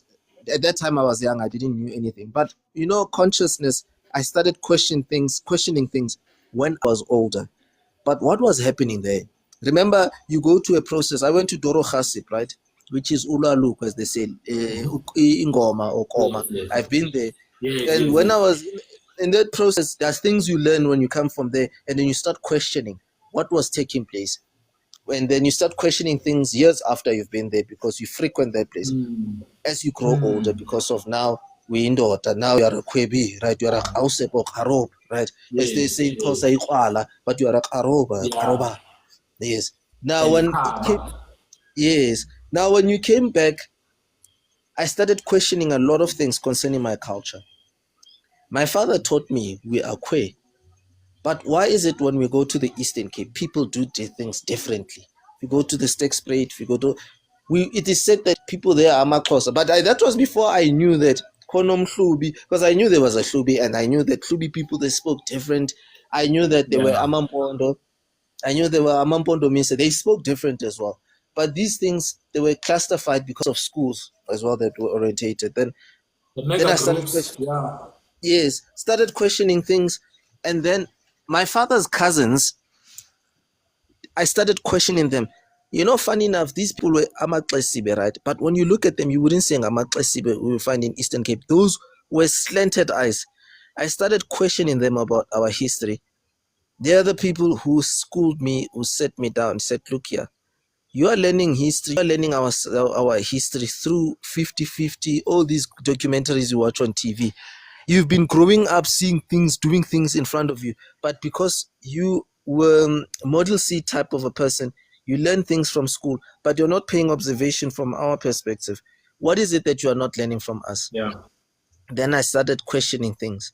And then I started asking my father and my father's auntie about Tatobao. Man, there was one Tatobao who passed on when I was 7 years old. When he used to look, she was also a Grechab, right? My grandfather's my father's father was a Grechab. She used to see a person through a normal tea bag. A tea bag, yes. And then she would, in a sense that I started learning that sometimes your gift, it's given on anything, whether it's something you love. Some people, they can see through spirits, like your or your right? Or somebody would see you in maybe some people, they use leaves. Some people, they use the tea bags up. That's when I started seeing that. And then my grandfather, when he was still alive, I remember he used to use small stones, and whenever they had to go and trance, he would mix up those stones, and then he would also smear my all people who were around, right? And then he wouldn't want his children, his grandchildren, to go outside if there were gatherings. He would want them inside, because he didn't want them to go and contract trouble from outside, you see. So that is why that the typical type of a person he was. So he always wanted you should be happy in your compound, can do whatever you want to do outside. That was the person that he was. But I've learned the spirit of the spiritual science within being a Greichab, right? It exists.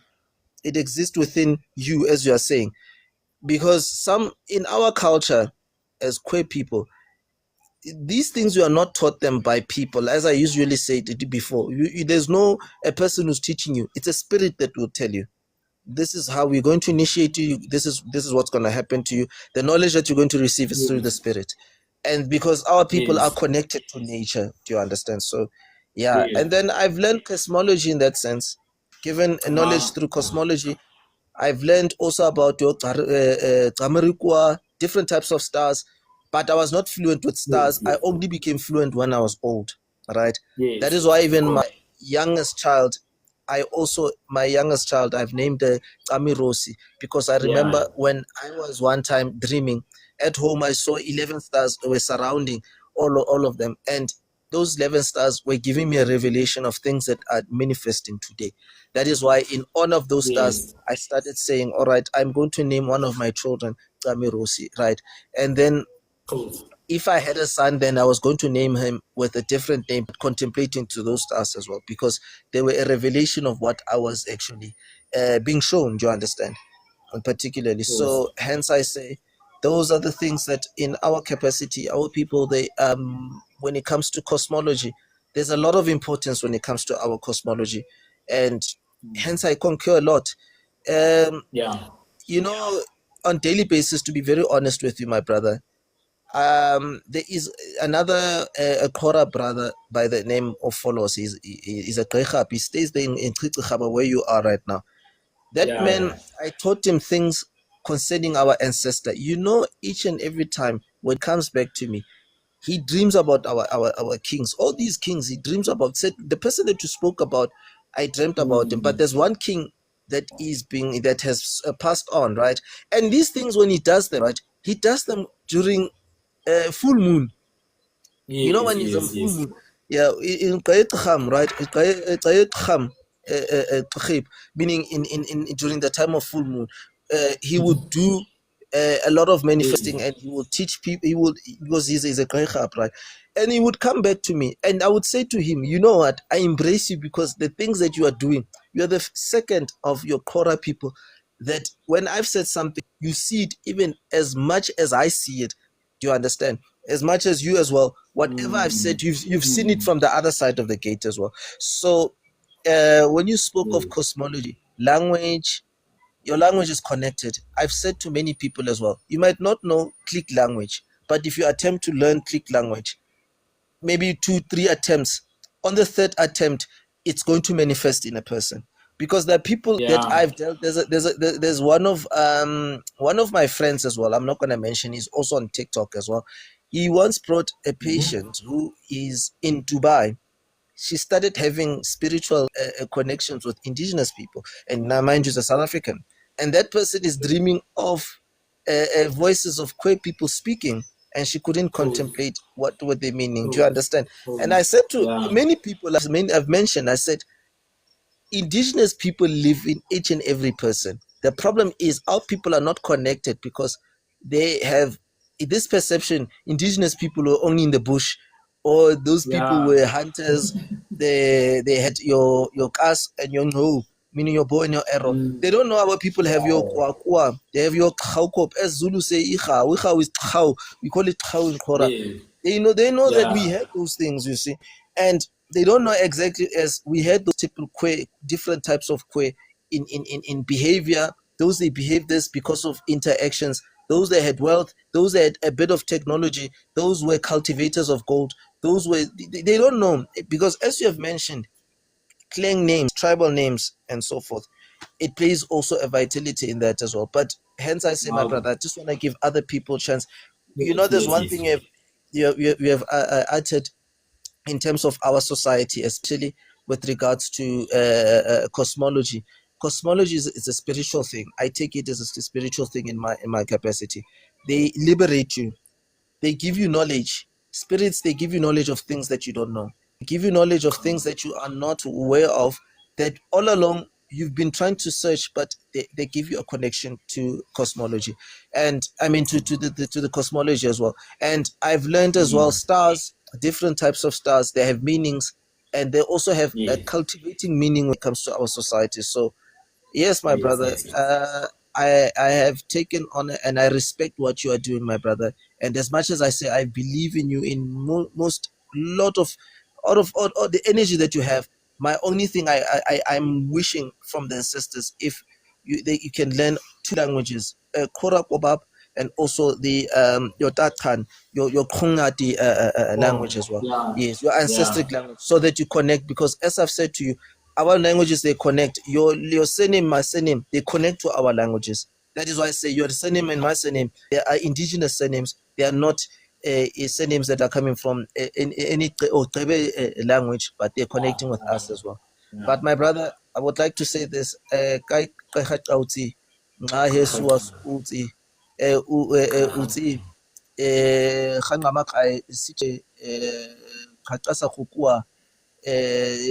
Tidaba thank you very much for giving us this importance, and I would also want to learn from Okakasenre na who all the other kwe from this platform as well, or other people from this platform. I would also want to take initiative to learn from them. Thank you very much for this opportunity.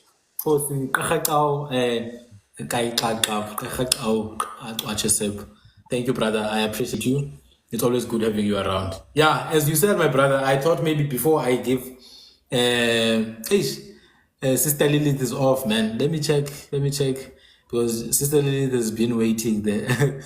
Before I give, let me just accept now. I wanted to maybe address one or two questions that people had asked. You did ask me a question. I'll check the inbox and then I'll answer you there. Blessings. I'll give you a chance now to speak. Ne? I'll answer your inbox. And then someone asked about the dream of a star, someone moving into the stars and stuff. I will answer that once the other guests have spoken, because I spoke about it in the beginning. I will answer that. Someone asked about those that don't dream, and then there was some dialogue about it. I just wanted to say something, that there's a reason why our people were forbidden to eat certain foods. There are foods that are going to close you off. Simple. There are things that you consume into your body that are just going to close you off. I can mention a few. Rama, margarine. Margarine is bad. If you're someone who wants to experience higher realms, margarine is bad. When I was going through my training, I did not consume margarine. I did not consume coffee. I was very, very careful of sugar. These processed sugars and salts, very careful. So there are certain things that you eat, certain drinks that you drink that are blocking you off altogether from activating certain parts of your body and of your mind. So now we do have some psychoactive herbs that we've been using, some of us. Yes, coffee does definitely cause you to forget your dreams, and it makes them very less vivid. But there are some psychoactive herbs called ubulao or izilao. But these herbs, when you want to use them, it is always advisable to know which one your bloodline uses, which one belongs to your bloodline. You see, my bloodline, there's two herbs that we use, unozitholwana and ungana. The third one, sorry, it's three, unozitholwana, ungana, and impendulo. Impendulo is a red root, unozitholwana is a white root. And then there's ungana. But ungana is used by my people of my clan. But in my household, in my family, we use two. The red one and the white one. These are herbs that we use. They have a lot of foam. You swallow the foam. But these herbs require sacrifice. You use them early in the morning before the sun rises. You use them late in the evening when the sun goes to its mother, when the sun goes to the west. So, how to find out? You need to find out which clans you are related to. You see, you need to find out which clans you are related to so that you can find the herb that works best for you and your bloodline and history. So I thought maybe that's something you should do. And also fasting. I think also fasting is very important. But also, breathing. Breathing before you sleep. Open your nostrils. breathe, because you need to feed the brain. There's so much going on in our lives, these days. We're stressed about the next income, the next paycheck, the next salary, debit orders and all that. Your mind is in confusion, constant confusion, because you're a slave. We are slaves. So you need to breathe, especially as you are about to sleep. I can promise you the level of detail you're going to achieve. And once you sharpen that part of you need to align with your behavior as well. You can't be driving around at night every other weekend at 3 a.m. You're driving around drinking and all that. If you're going to do that, maybe don't explore these things, because it's not going to end well. You're opening yourself up to things. There's a series called, I forgot about it, but there's these people in their fantasies. One of them have demon blood, some have angel blood. So people who have that blood somehow see these people with demon blood who are not supposed to be seen. So it's something along those lines. When you activate these things, you can't unsee what you've already seen. You can't unknow what you already know. So if you want to really explore these aspects of dreams, because the dreams end up being not even dreams, they end up being future experiences now. So something that's going to happen in 2 weeks, you experience it now. So those of us who've done the hard work, those of us who've worked so hard, thank you, guys, and thank you, Putanele, I think. Those of us who've done the work, you know exactly the kind of behavior that's expected of you. Thank you to the subscriber. I've got 2 subscribers now. Thank you so much. So when you want to open up, then it's those parts of you. There's certain behaviors that are expected, if I can put it like that. There's certain behaviors that are expected. So we need to be, cognizant of that. Another thing, maybe there's another question about ancestors. Thank you, Nkosi, thank you. Ancestors, are they incarnated in a different time? Are they us? Yes, they are us. When we grow up, when we grow as kids, we hear that ancestors, but we don't really view ancestors as being us. We view them as being something, some force that's involved. But that's wrong. Ancestors are not some force, some vague force. Ancestors are literally the reason why you are here right now. The skin, the blood, the veins, everything inside of you, it's due to their pre-existing you.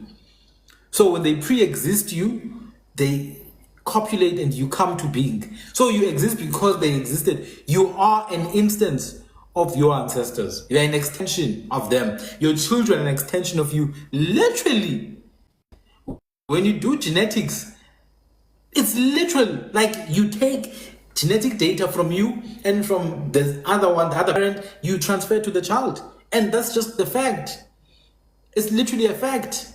So that's why we have something called ufuzo as well. Ufuzo, we are fuza, which means you are after someone's way of being. When I speak, I hear my father.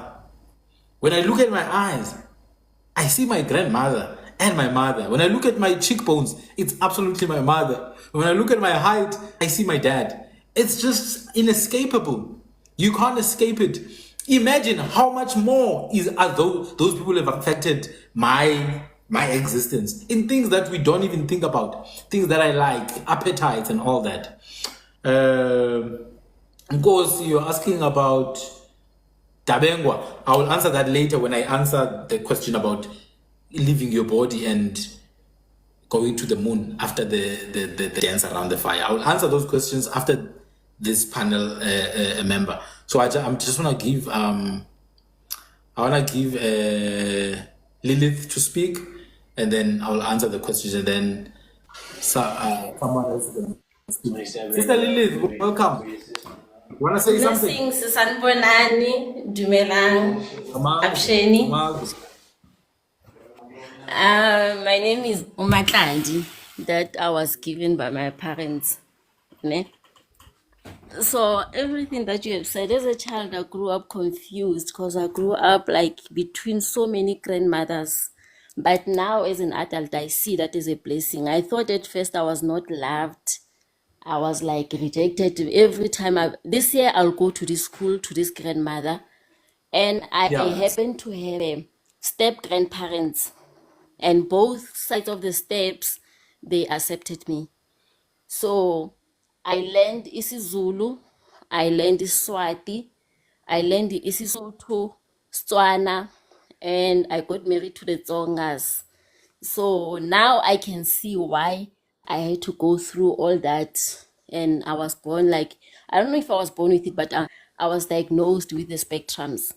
So I've realized as an adult that people with spectrums, they actually have gifts.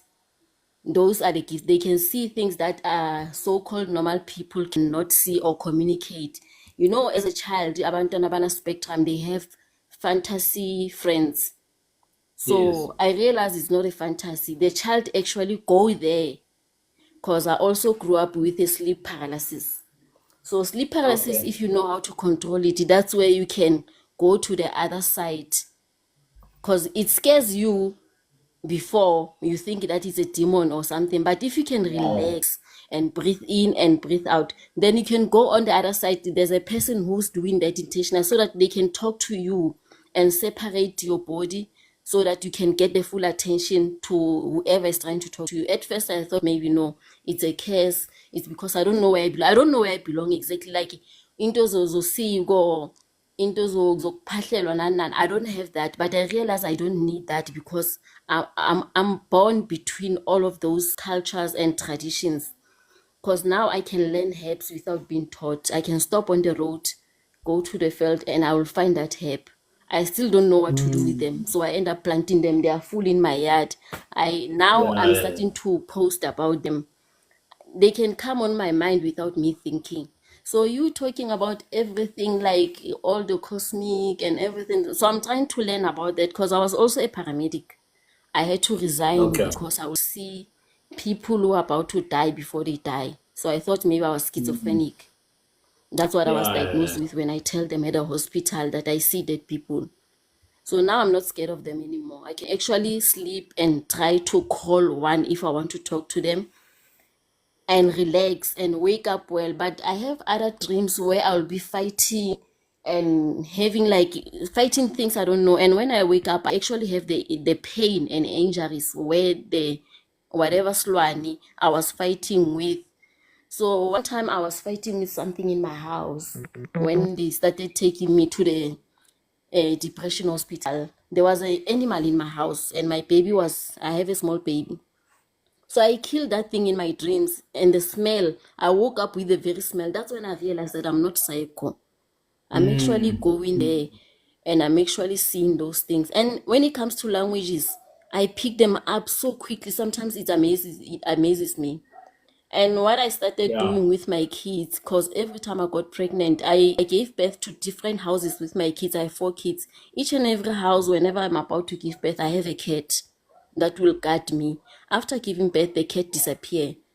So I Okay. realized that I needed to be on the plants, I needed to be around animals, of which things Yes. that I Yes. have in my house. And most people don't want to come to my house anymore because I have cats, I have dogs, I have birds, I have rats. I can have any animal in my house. Yes. Yes. So Yes. I sort of what is the English word that they use when you whisper in a child's ear? Yeah. That name, I'll remember it. So I Yeah. whisper in my babies when they are born. So I Yes. did that to my sister's child, and my sister's child is me. Because I was the first person when she came out of the womb in the hospital. Then I took the child and I whispered on the baby's child, like the good things and how I want her to be. So the baby born on my day, we are born on the same day, same month. I whispered that baby is my or reincarnation sort of. So I feel like I reincarnated Yeah. that baby while I'm still alive, and that baby is copying almost me and how much I love that baby.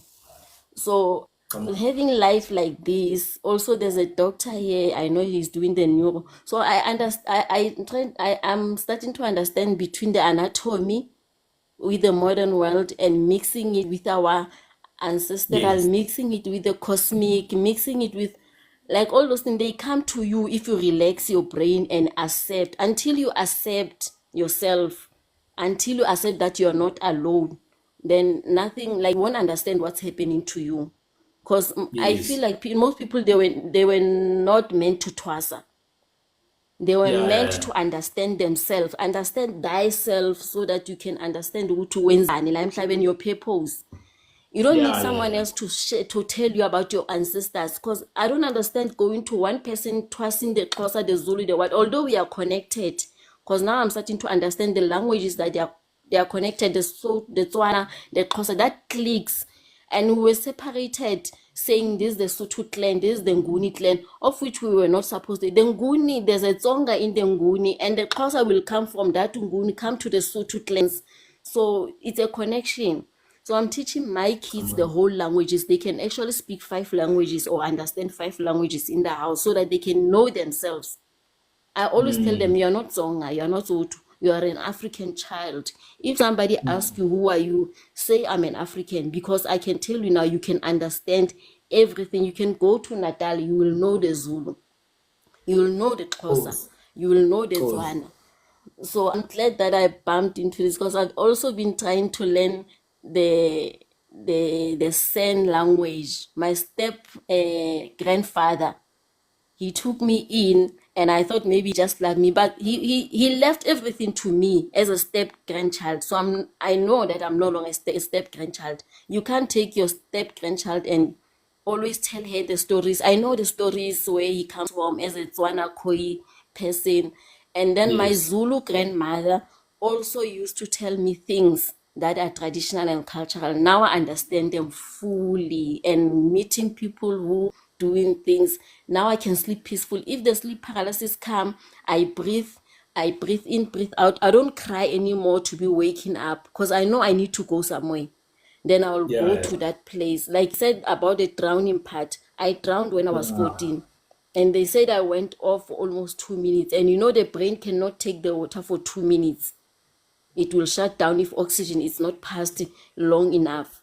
But then I came back. After coming back, that's when I started having the episode at school. They say I'm bipolar, I'm schizo, and everything. Yeah, But now I yeah. know I went somewhere, I met somebody, then till now, I know that person was trying to tell me that you're not alone, and you are not one of this earth. You are with us. And if you sleep, you go to the other world. I do go there. I know that I go there. I know I don't call them dreams, because I can feel them when I wake up.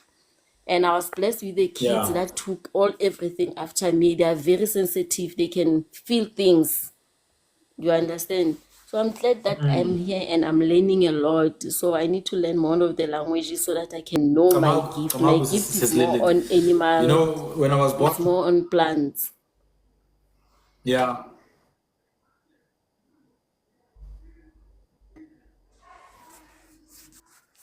Kamaku, can everyone hear So me? yeah, What? It's breaking on my side. yeah, bon. Yeah, the Okay. network is Okay. lagging a little Okay. bit. No, it's fine. It's fine. Thank you so much, ne? When you spoke about cats, sometimes there's a cat that's sort of like a guardian.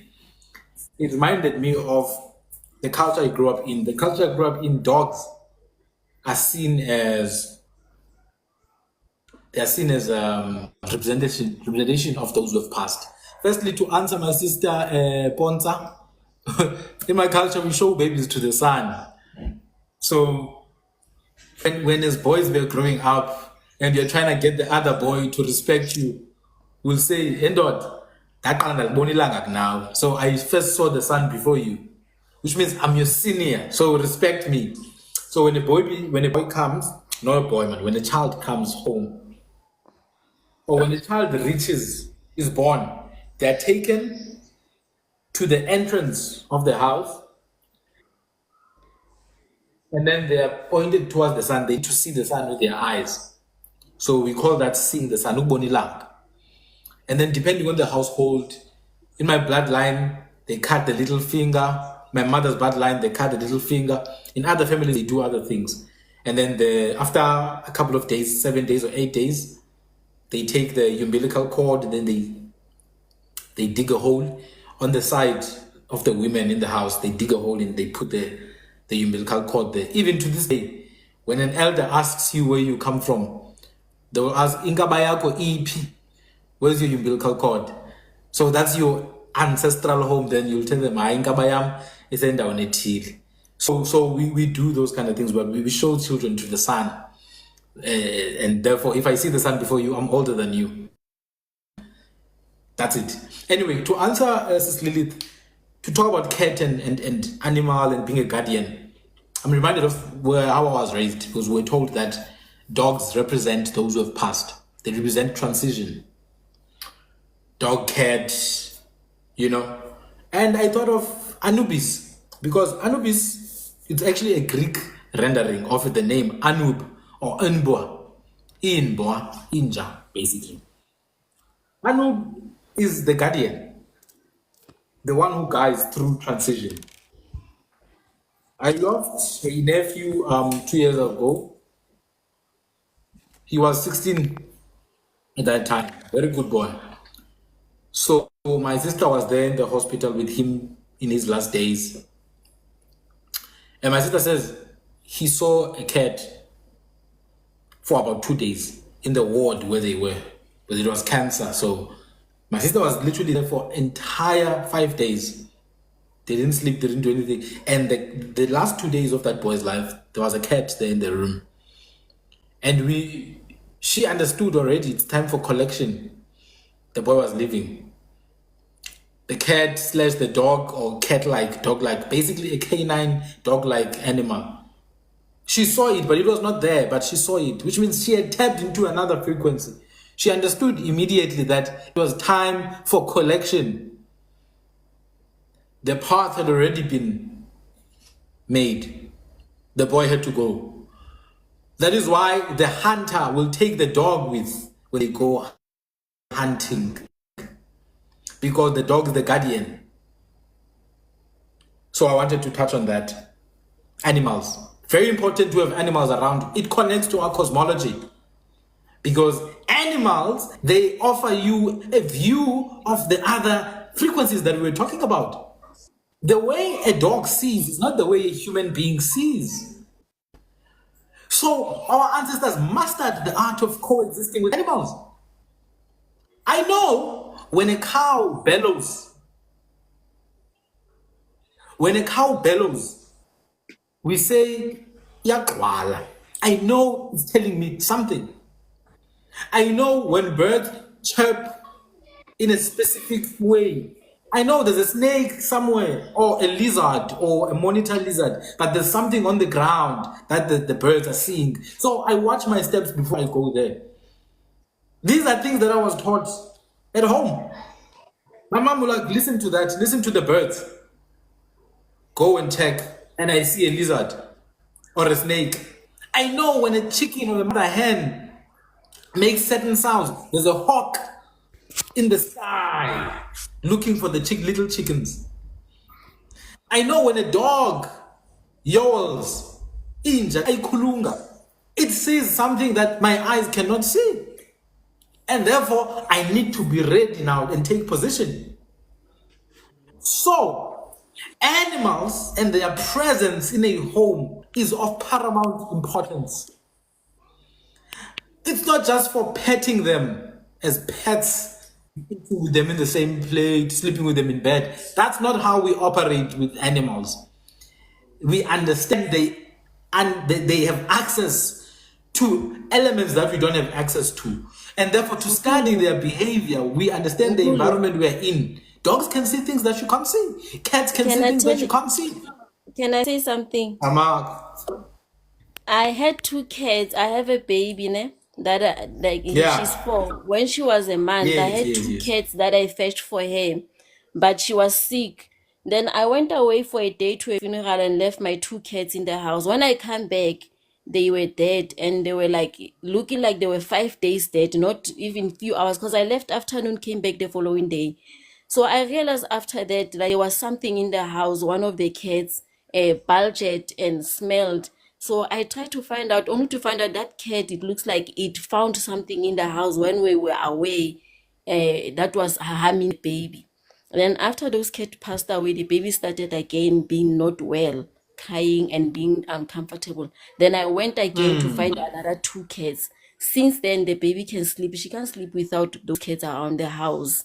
So I realized that those cats were protecting my babies, and I realized there are other people who doesn't come to my house anymore because of those cats that I got again. Because the first one they killed them, those cats were healthy, and even the vet Yes. couldn't understand when I asked him, like, how long does it take for a cat to be rotten after it's dead? He said no, it takes days. I said Yeah. my cat was rotten with worms after less than 12 hours. He said no, I don't understand, and maybe it was a poison. But spiritually I understood that there was something in the house that was there for the baby.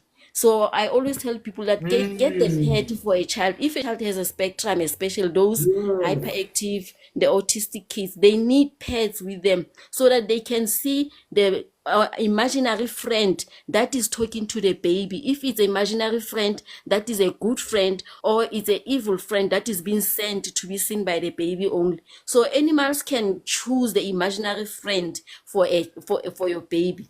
My boys, they used to be dogs. So I know if something is not right, that if the dog barks, I don't take it lightly. I go out and check. So if you got your baby has a spectrum and imaginary friend, get the baby a pet. That pet will decide if there's a good friend or there's a better friend around. And if it acts in other way, listen to that animal. That animal, it sees something that you cannot see with your eyes. So some people, they think cats are for bad omens and what. No, they are protection. Because I saw the No, cats no, no, protected no, me no, during no. pregnancy, and they still continue to protect me even now. Yes. So it's important to have animals, ne?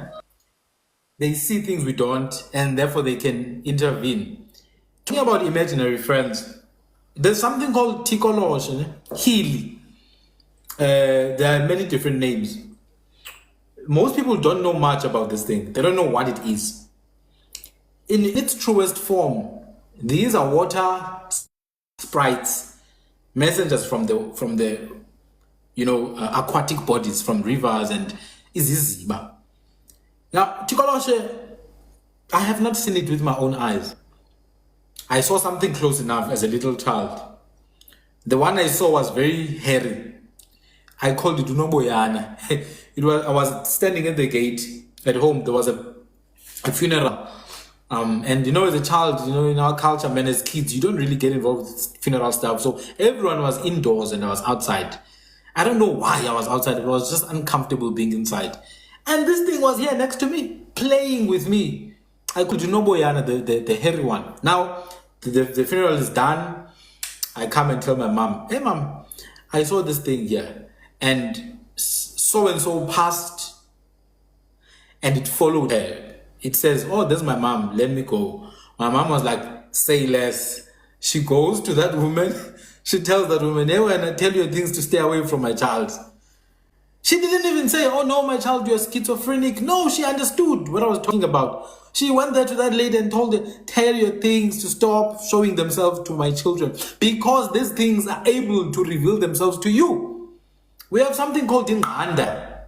A little round thing that they put here on the hand. And they put it like this. And they hide from you. They choose who they reveal themselves to. As you say, imaginary friend. My mom, when she was young, they used to go play far from the house most. Those days, it was safe for kids to play far from the house. Yes, Ikubal. When they were playing there, do you know that every day they were playing without Tikolosh? It's crazy, man. They thought it's normal. They didn't go and tell the parents. They were literally playing without Tikolosh. And one of them would have a closer relationship with these things. Go to another shady corner and play there. And then when the other kids ask, what are you playing with there? And we'll say, oh no, no, Tatai. Yes, Tatai, this other short man with beard. My mother herself saw one whose eyes, when we blink, our eyes go this way. The one my mom saw, the eyes go this way when it blinks. And the thing has long beard and deep voice. So it's water sprites, and there are many other things that reveal themselves. I'm not gonna go into the stories. I've got many stories to tell. I have a friend, a Mutswana. half Mutswana, half Musarwa. My brother, he told me that he had a child out of wedlock. He didn't want to, but some things happened. He had a child out of wedlock. And then this one time now, I think he's married at this time. He's coming back home. Not when he gets to his room, he finds this gigantic body thing that's standing in his room. It's massive and it's big. And this thing is laughing at him that I made you have a child out of wedlock. And the voice sounds like the voice of like 10 people in one. He dealt with it in his way, but he was just sharing the story that this thing was laughing at him. And this is like live. This is not someone who's asleep. Ne? So sometimes I'm not a doctor, I'm not a psychologist or whatever. Ne? I'm more on the sciences and on the tech side of things. All I'm saying is, as an indigenous person, I learned my indigenous way of life. And I can decipher things with an indigenous way of doing things.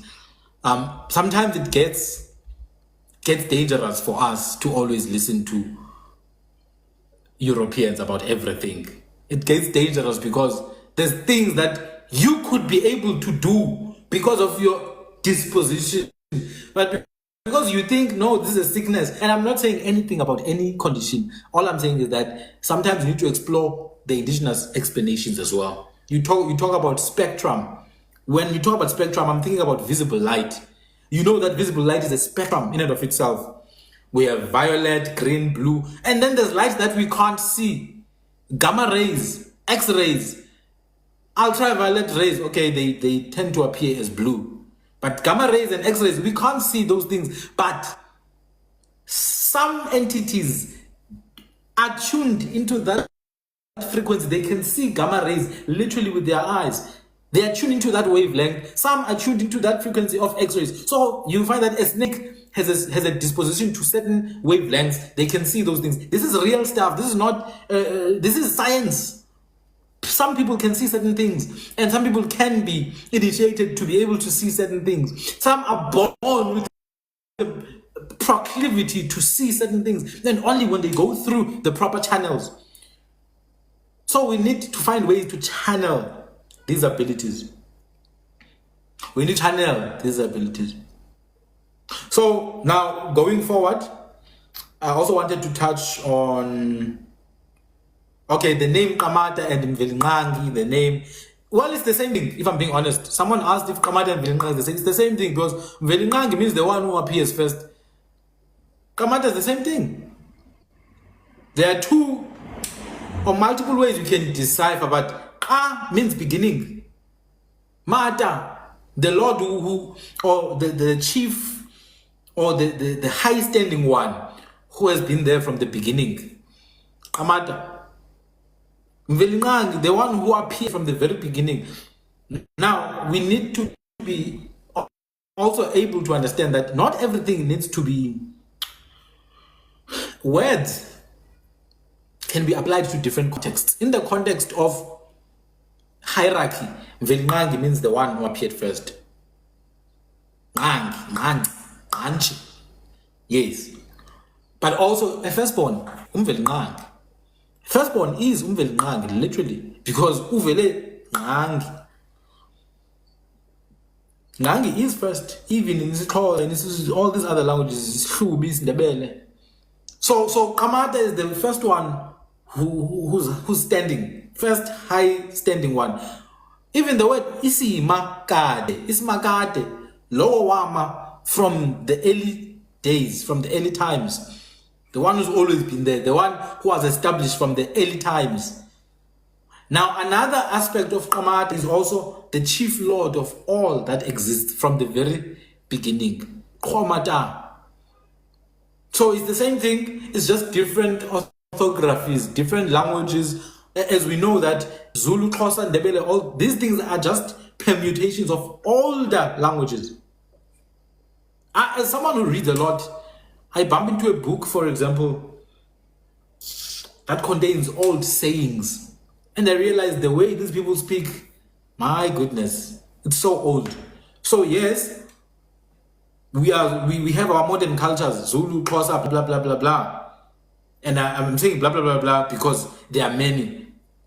But these cultures are just instances of the same thing. It's just a way for us to channel and structure our societies. They don't differentiate us. Instead, they are really uniting us. More than anything, study these cultures. Study the Zulu culture, study the Xhosa culture, study the Tswana culture, study the Basara culture, study Khokan, study Khung cultures, Tram. You realize that. So, in essence, we are just different instances of the same thing. And that is the core, because Kwe means person, Tu means person, Kwa means person, all coming from a root, Kwe, Ku, and Kwa. That's why in that coat of arms, they say, iziqu abantu, eqara abaluqalu, people who've been disintegrated.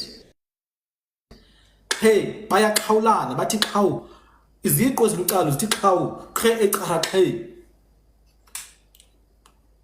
People who have been disintegrated have come together. Moving on, I'm gonna give Prince El Shongwane and then Mr. Ligara, and then after that, my sister Ponza.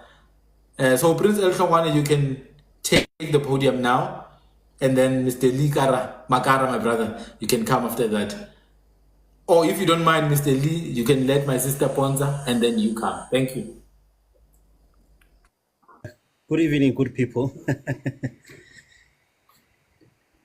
Angazi noma ngiyazwakala. Am I heard on the Yes. Yeah, no.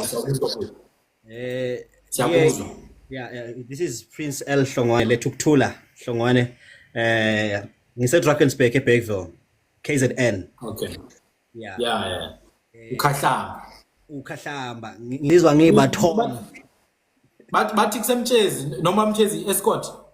Umtshezi escort. We are neighbors. Okay. Yeah. Okay. Yabona, I feel so jealous, man. I envy to know how to speak Kwe languages. I wish bengizothi ngizizwa ngihip. I don't know what does that even mean. That's like nathi singamaZulu bese ukukhulumisa ukuthi ngizizwa ngibathong, yabona. Anyways, no man, thank you so much. Ngiyabonga. You know, I always follow ama videos wakho and your live chats, and they're so spirit provoking, you know. Ziningi izinto ezithintiwe apha concerning the cosmic or the cosmology nje all around. There's one thing angazi noma igama ngizolisho kahle yini, one of our brothers lana Urua Oh, yes. There was a live I think it was last year around November, October, whereby he was just taking us back ukuthi how united we are. Lento yokuthi kunamangwane, kunamahlubi, kunani. Hey, it's so recent than the way sicabanga ukuthi it's so old or ancient ngakhona. Yebo. I have this thing. I'm a real child, by the way, hence I am Prince. Right. So there's one thing ekhuleni kwami that I was realizing. Unfortunately, if you are gifted, a gift will hlupha you until uzuhluphe yona nawe. Yeah. So I grew up in a Christian family. You're born again, tongue babbling kind of Christians. You know, laba abasindisiwe. You know, and I enjoyed the ride while it lasted. I enjoyed it. However, as a real child, sasibalekiswa from our roots because we yazi ukuthi ubukhosi kuyabulawana buyabangwa nani. So my great grandfather okwakuyena wakumele athathe isihlalo ran away from umbango wasekhaya waqasha ngenkolo. Right. So ekukholweni kwami ke nami out of ukuthi nje into yasekhaya lena, but kimina it was different. Kwaba isinqumo sasihlukile, it came with different experiences as well. Right. Kunalento ke in our Christian churches esithi is to speak in tongues.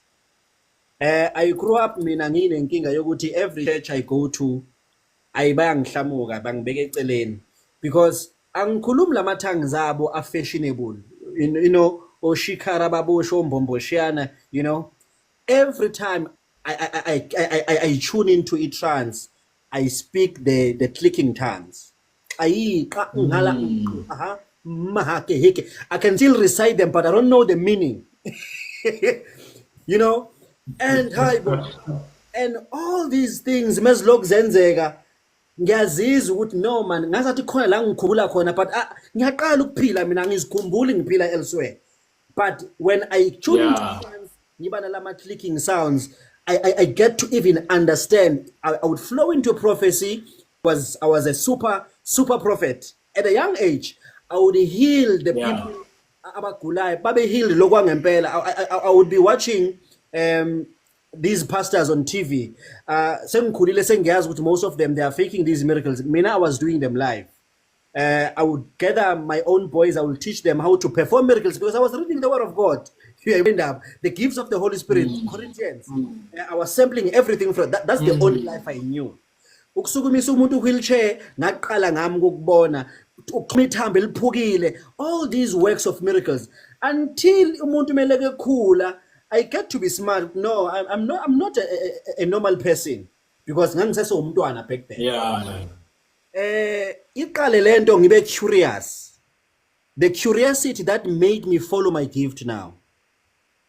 Mhla kuqala izinto ukubheda kodwa zabhedela ukuthi ziyalunga was the day I listened to lento ethi angihambe manje ngentabeni. It was 11.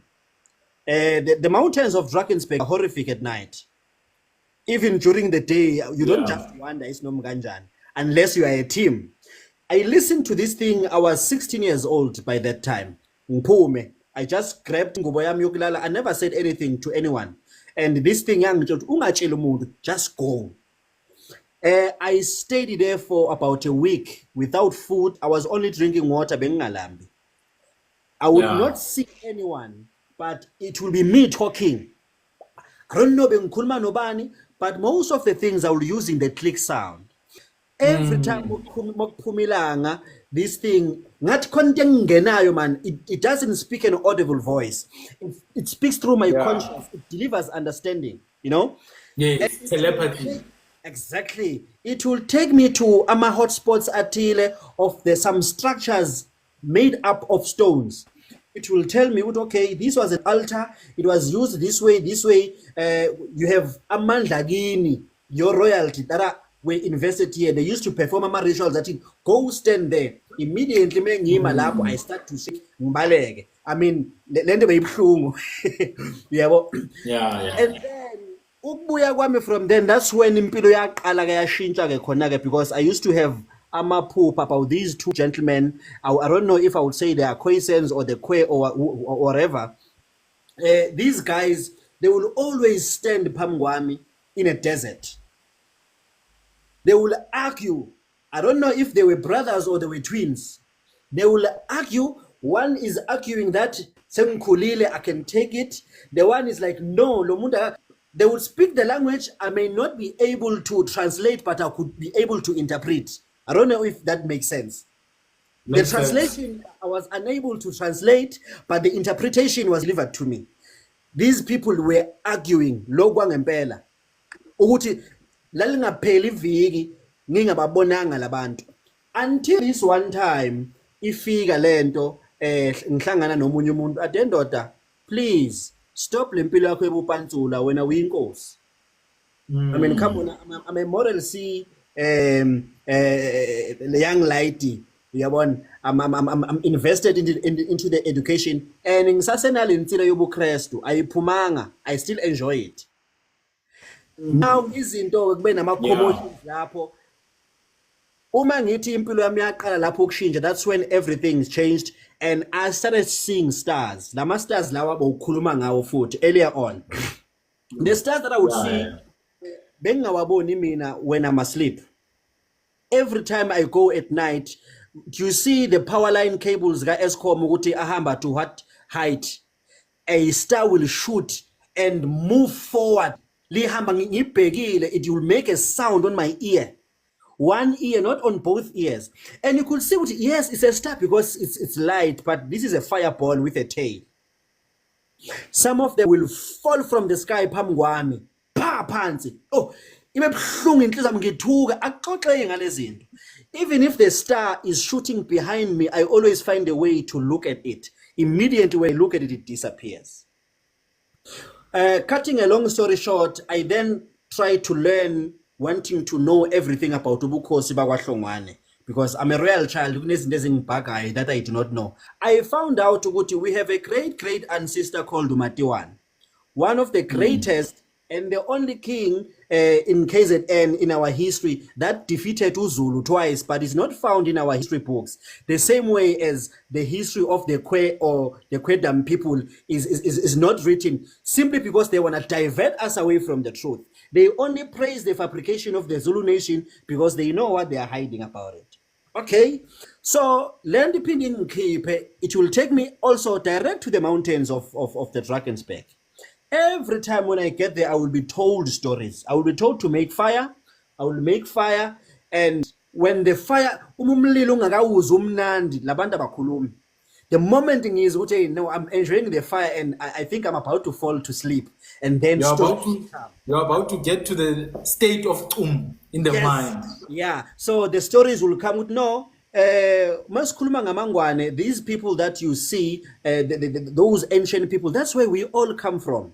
And ubukhosi bagini, ubukhosi bohlanga. When you talk about ubukhosi bohlanga, abufani nobokwaZulu lobenkani. Mengizwa ngathi ngikusabu wena umfowethu ngiyakubulala manje sokuyimi. Uyabo? But with us amangwane, we still carry that essence of ukuthi inkosi yazalwa. Yabo, I may be a king and have about 100 sons or 10 sons. I might not know the next king until I am dead. And the ancestors will reveal it could be the last born, it could be the middle one, it could be the firstborn. Not ukuthi Claire's will and no, the firstborn son, uyena ozothatha. Obamangwane ubukhosi abunjalo. Right. So I will be told about Umatiwane. Hey, Umatiwane, your great-grandfather was a great person, but one thing that you need to know, ukusuka kwakhe emfollows and Freiheit. Ukuza azazofika eDrakensberg was compared by your great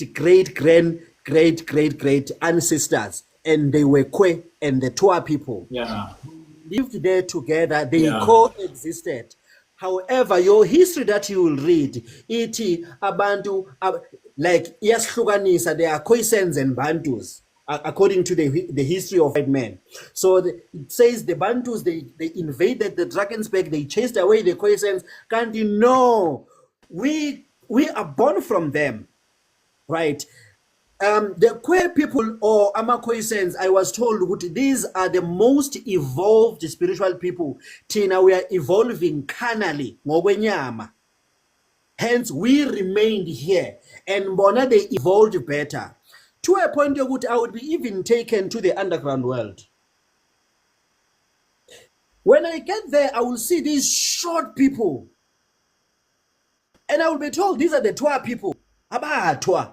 I was like, okay, I remember in Nzumanzumane, inganekwane, we were told to kwasuka-sukela kwakukhona. I mean, like, everything I was told, I thought it was, these things are real, man. We are born. You'll meet these people. I know what I will be there in a form of the spirit.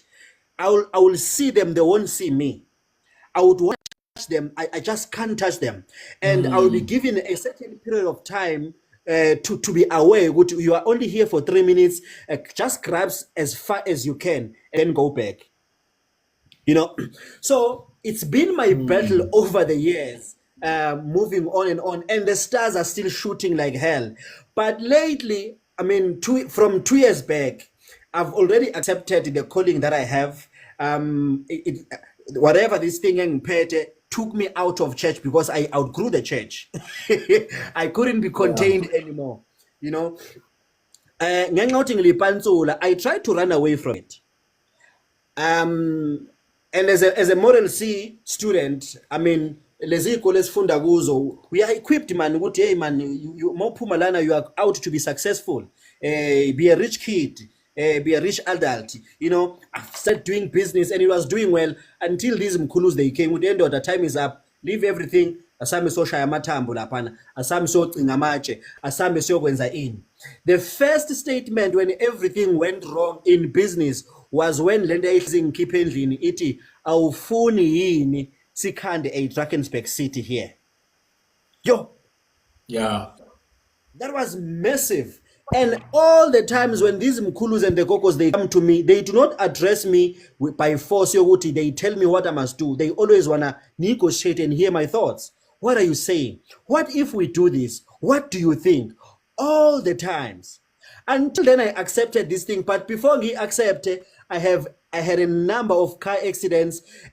One of them broke my spine, like literally. I was hospitalized during COVID. I was declared not to ever walk again.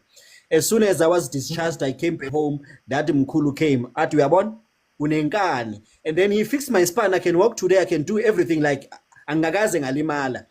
Kwangathi I'm starting to grasp this lifestyle. Okay, I'm dosified in a way, but hey, the background I'm coming from, hey, the those things are demonized, and I don't know it. Nala ekhaya khulunywa ngayo. Uyabona? 6 months later, this thing threw me under the bridge of Utukela River. I'm very furious because it starts at Bergville. It threw me under the river. That's where life changed. I saw things. I wish not to see them again. Of course, I was traumatized. I died and woke up in a way, right? So Nancy Gindaba Mkhulu.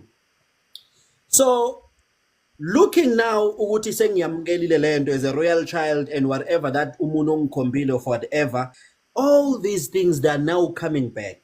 They are now coming back. I get to be taken to the Bushman paintings there, Guma Caves, at Drakensberg. And when I get there, I'm not a guest and a tourist. Mina kudlala film. Would look, this is how you breed a cow. Actually, mesikhuluma ngeenyanga, kuneenyanga zabantu ezilapha umuntu ogulayo. Bese kuba neenyanga ezilapha imvelo. Kube neenyanga ezihlambuluka kuphela. Kube neenyanga ezikwazi ukuplanta kuphela. Only trees. They do not know how to heal anything except a plant. These people, they will tell each and every detail of it. Would okay, when you get to this point, the reason they call it a World Heritage Site is because they know there are portals here to interdimensional spectrums or dimensions.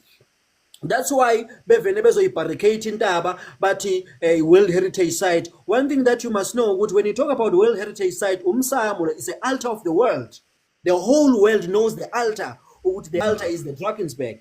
And Umfulu Matiwane was compelled as a mangwane to come and protect what was Ifa lomhlaba. So just know because bagine bukhulu kanganani.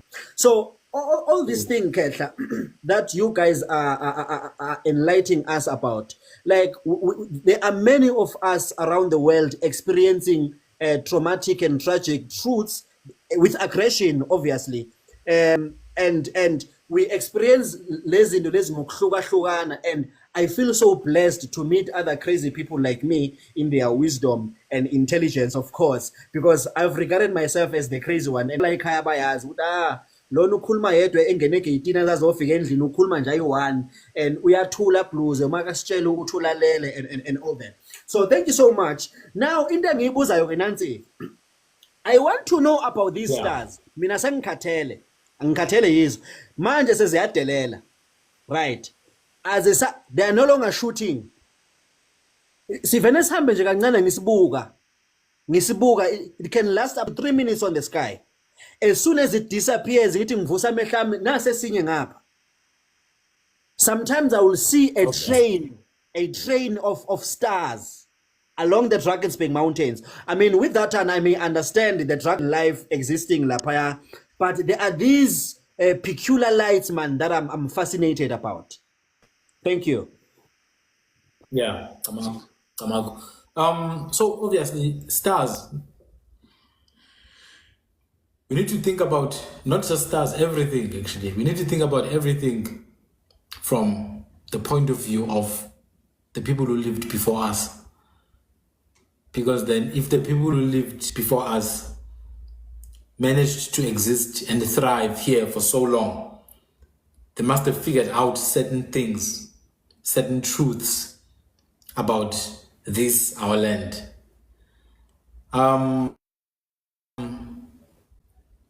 Anything that involves the movement of cosmic bodies, is a hint to a shift in power. Anything that involves the movement of cosmic bodies, stars, moon, it needs to be interpreted from a shift of power, shift of balance at a national scale.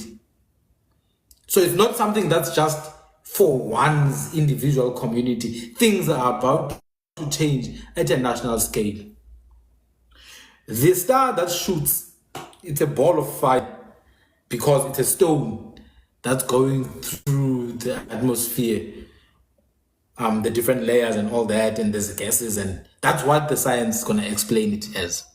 But we'll explain it as Interchanging, which means the tailed star. When they move, our ancestors have always interpreted that as there's going to be some shifts happening down here, because as above, so below.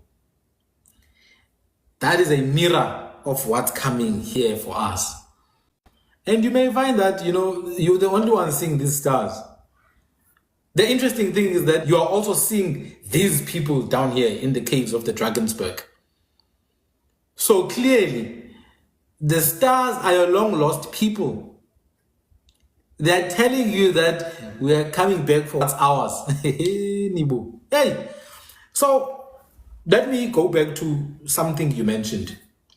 Bantu, Kwe, Bantu invaders and all that. We know that's complete garbage, right? Because one of my first videos here clearly explained that when you say Bantu, the word in and of itself, you speak in Kwe. So perhaps we need to start there, from that place. Ba of Ndu, person, human. But Ndu, when you break it down, it's literally the soil, the clay, into two. Two. It's the root word for clay and soil. Abandwana, sons of the soil, people of the soil. You find the exact same a person. You find the exact same root in the language of the Jew people and the Wansi people, Jew Wansi, and the Kha speaking people. They say Jew, a person. When we respect the word, we say Jew. Umju instead of Umju. So the very words by which we refer to ourselves, which languages do you find those words in? You don't find those words in Ghana, and there's nothing wrong with Ghana. It's a beautiful, beautiful place with beautiful history. But from the point of view we're talking about, as if they are not exonyms. The names, the root of the names by which we refer to ourselves, the word Bantu itself is an indigenous South African word.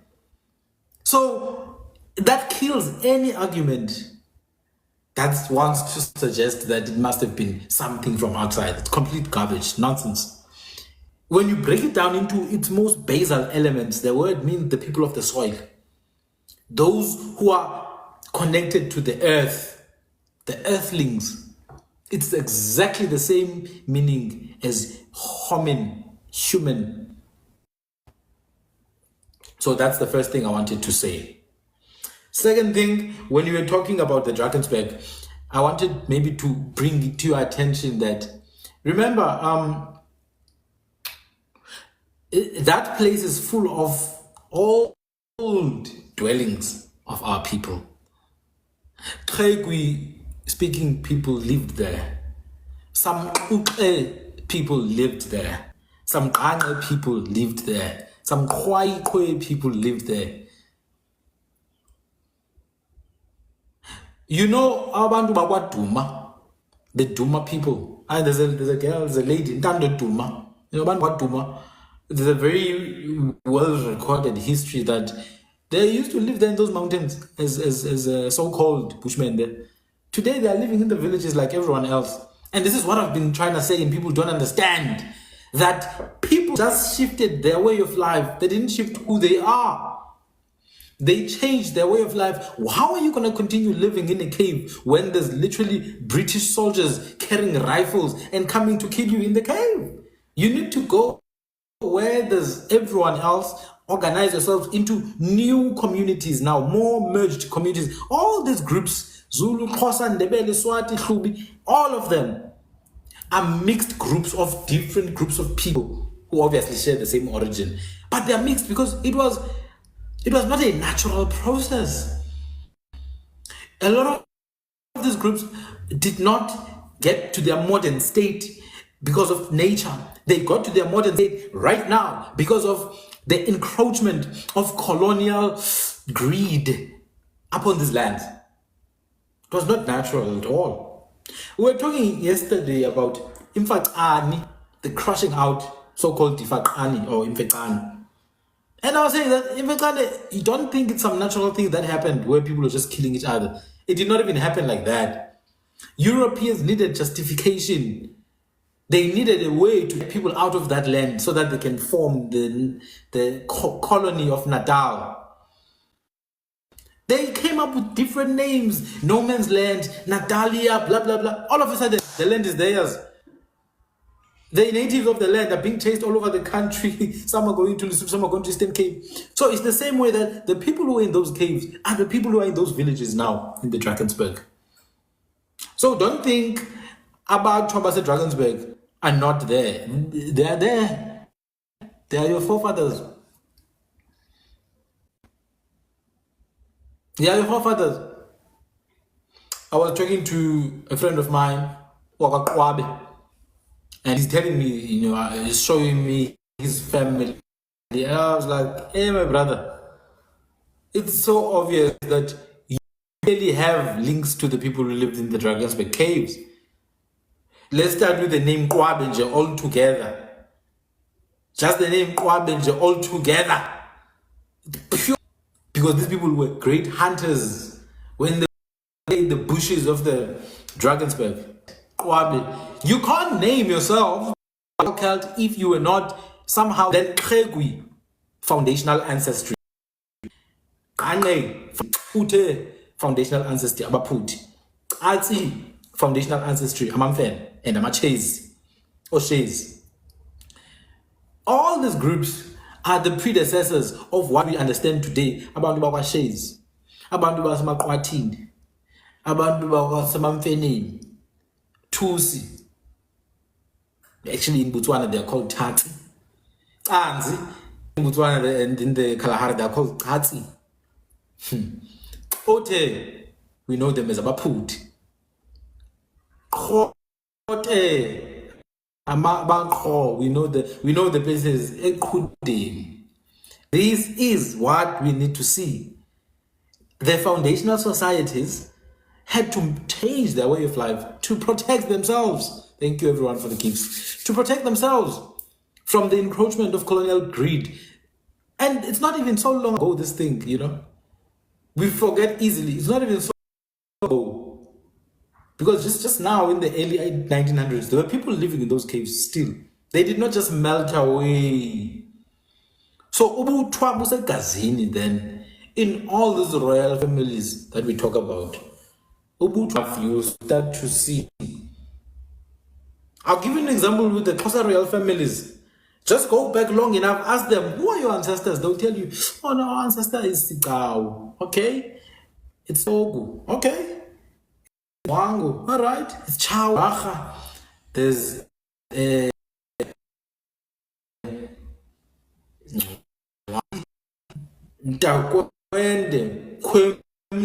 you start to realize, okay, but what are these names? What language is this? They don't know. But you're telling me this? No. Changes happened, but some of the and then him moving from his ancestral lands, going around, it was not natural. There were forces behind it. We know about Umatiwan. His mother was there with him actually. He was not just alone. He was Umatiwan, Amangwan. They are still there in the Eastern Cape to this day.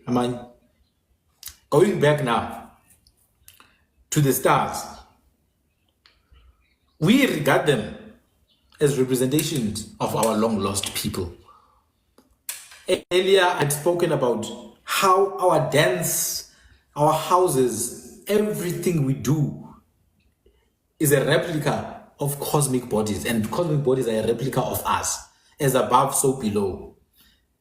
And earlier we were talking about the northern hemisphere and southern hemisphere, that the two are replicas of each other, though they may be inverse, but one does not exist without the other. So when you see those stars, remember, we see them as our long lost brothers.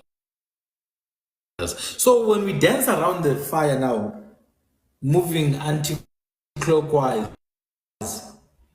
vibrating to invoke that raised state of mind, that raised frequency, when you are able to rating that, he goes straight into the stars, move, and acquires knowledge, acquires understanding. Because if you look at stars, it's like they're watching over us, they're guardians. In some elaborate way, one is able to extract things coming, because what was will once again be, and what is used to be, nothing new under the sun. So now the stars, there's elaborate knowledge of stars in Khoi culture, my prince Ndwanekazi. There's elaborate knowledge of stars, and you will find that knowledge. I'm not gonna delve too deep into it, but my brother Koruwa had mentioned that his daughter is Kamiros, which means little star. Kamiros, there's a lot of them. We talk about Pleiades. Pleiades is one of the more important stars here in the south. Pleiades, because we use it to also signify the coming new year in the southern hemisphere. Pleiades, Ngonde, Oite, Ngonde, Indaga, Zeslimer. They help us to predict the coming new year. We have other stars. Orion's belt, for example, where I'm from, we call it Amakhoza. Khoza comes from the word Kho, which means to be in a line. Kho, to be in a line. You see, Amakhoza. That's Orion's belt. And then we have Venus. We have Mars. I see these things every day, by the way. It's not stuff that I don't see. Every day I see these things. You find that Venus as a morning star will have one name, as an evening star will have a different name. You have Ukwezi, Elizapolo, Istelambona, Istelankobe. Because our ancestors, they know it's the same star, but because of the time of day they see it, they attribute specific characteristics to it. Even the moon, all the different seasons of the moon. You have the moon when it's full. It dictates that we must perform specific rituals. We do the dance around the sun, around the fire. It's a full moon. Sometimes it was treated as a Sabbath back in the day. You have the new moon, where the moon is not visible, but you can see it, but it's not, the light is not visible. That requires another type of, another range of festivities. We had a science on how to even spot the new moon before it appears in the sky. We have a science on how to spot the new moon. And with the first person to spot it, you send to the chief or to the royal family in the region, or to the high priest. I'm not gonna get into the nitty-gritties. And a horn is blown to stop everyone. You can't work, you can't plow the field. It's a new moon. Stop working. Everyone stops working because the moon has died and it's about to resurrect now. That's why we have a saying, someone who's very tough, someone who's a survivor, or someone who's on and off, we call them umafe vuka njengenyanga, the one who dies and resurrects like the moon. So it's not like we don't know these things. We've always had this knowledge. All the seasons of the moon, the waning, inyanga sele iselwe, inyanga eliqeba, inyanga ezeleyo, inyanga ifile. You know, my mother, to this day, she speaks like that. When it's month end, she says inyanga ifile, which means the month is dead. To this day, she speaks like that, and my dad speaks like that to this day. When it's a new month, they say inyanga ithwasile, which means the moon has appeared Because month is moon. So all these cosmic bodies, it's in the names. Everything is centered around what we observe. Because what you observe, of what we observe is an instance of what we cannot see. It's like an interface. You know, when you interact with your phone, you're not really interacting with the phone. You're not really pressing the button. You just, you're communicating with the code. But you can't communicate with the code unless you come through the interface. So these things we observe, it's an interface. Some people go as far as saying it's a projection, including the stars. So then you need to interpret what is beyond the movement of the stars. What do you see? Is there a message? Is there a message that's being sent to you? So, for someone who's from the Drakensberg area, then it would be good for you to do some research around Khegwi. There's a name, I think, Amanqishe in isiZulu. Around Uke. I think, according to the Basotho, they were called Uke. Do research around Ghana people. Do research around Atsi people. These are the predecessors of my bloodline and the Shezi bloodline, because I'm related to those two. Fen and Chez, they come from the same source. Atsi or Tati. That's why many people in KZN are Tusi. Pelk Tusi, for example, same bloodline. Go all the way to the Kalahari, you find those people there. Tati and Atsi. It means the people of the Eland. And interestingly, there's a star called the Eland star, but the information is already there. I think it would add so much value and edify you.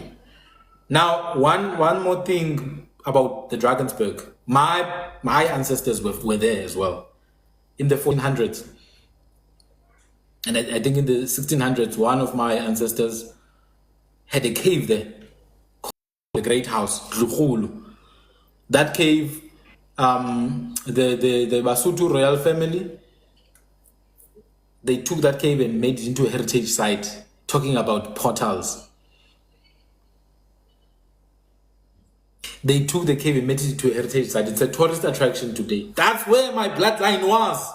My ancestor literally lived there with his wife, who was from the Kwaitwe people. So we don't talk about things that we suspect.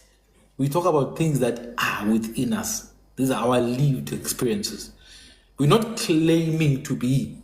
We are because we are. So when you talk about the mountains, I'm reminded of a place there when you said your family bacasha ngesonto. And I'm like, the Xhosa say ukunqatsha. The Baphuti say ukunqasha. And I was reminded of a place there called Asha's Neck. The name is Ash, which means to hide, to take refuge. Asha's Neck. Today, Basotho say Kacha, depending on the dialect.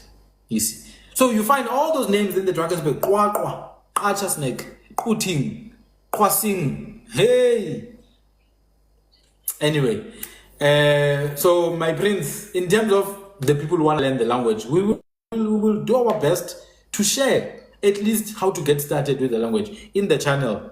I will do my very best. Even me, I'm still learning some things because these languages are very big. They are very big.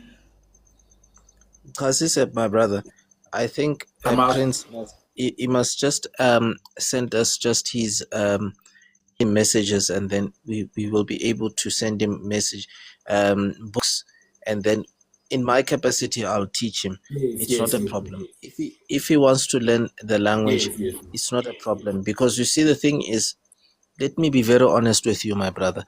You see, the problem is with our people in South Africa. I've seen celebrities on TikTok on podcast, when they speak, when something manifests in them, they don't know what it means. And in my personally in my ground, I become very sad, because I wish I could just phone that podcast with this, you see. Because the thing is, my brother, our people are not informed with this, you see, because the thing is, our people, they are segmented through hegemonies, you see. Even as much as the previous sister has spoken, my thing is, my brother, I want our people to speak. You know, click language is very beautiful.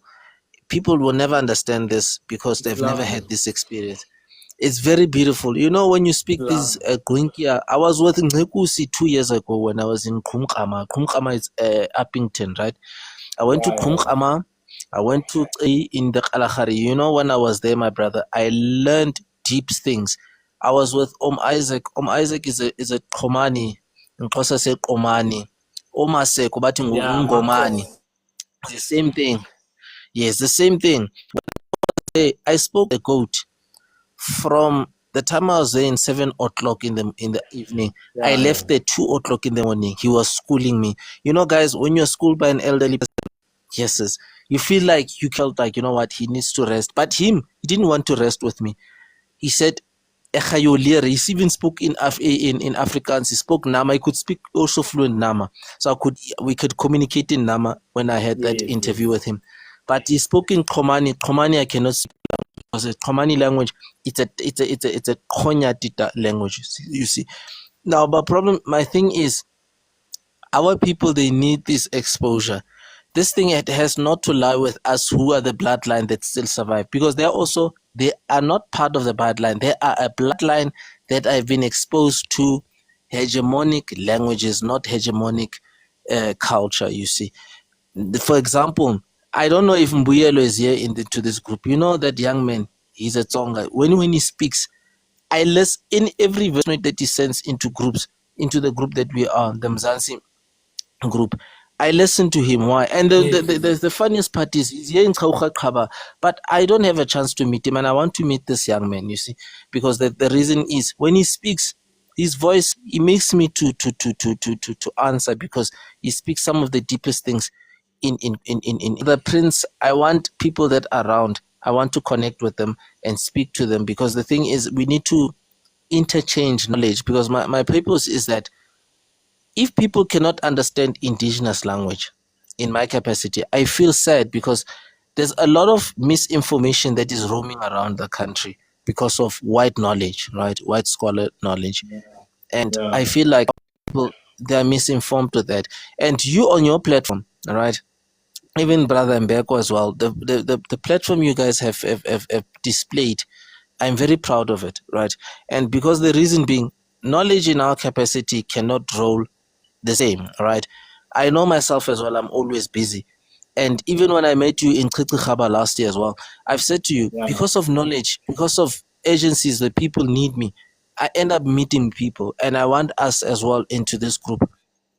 I want us into this conversation. All people should give knowledge, but into the group, if people are there in the group of people, if they have my WhatsApp, they must just be given my WhatsApp contact.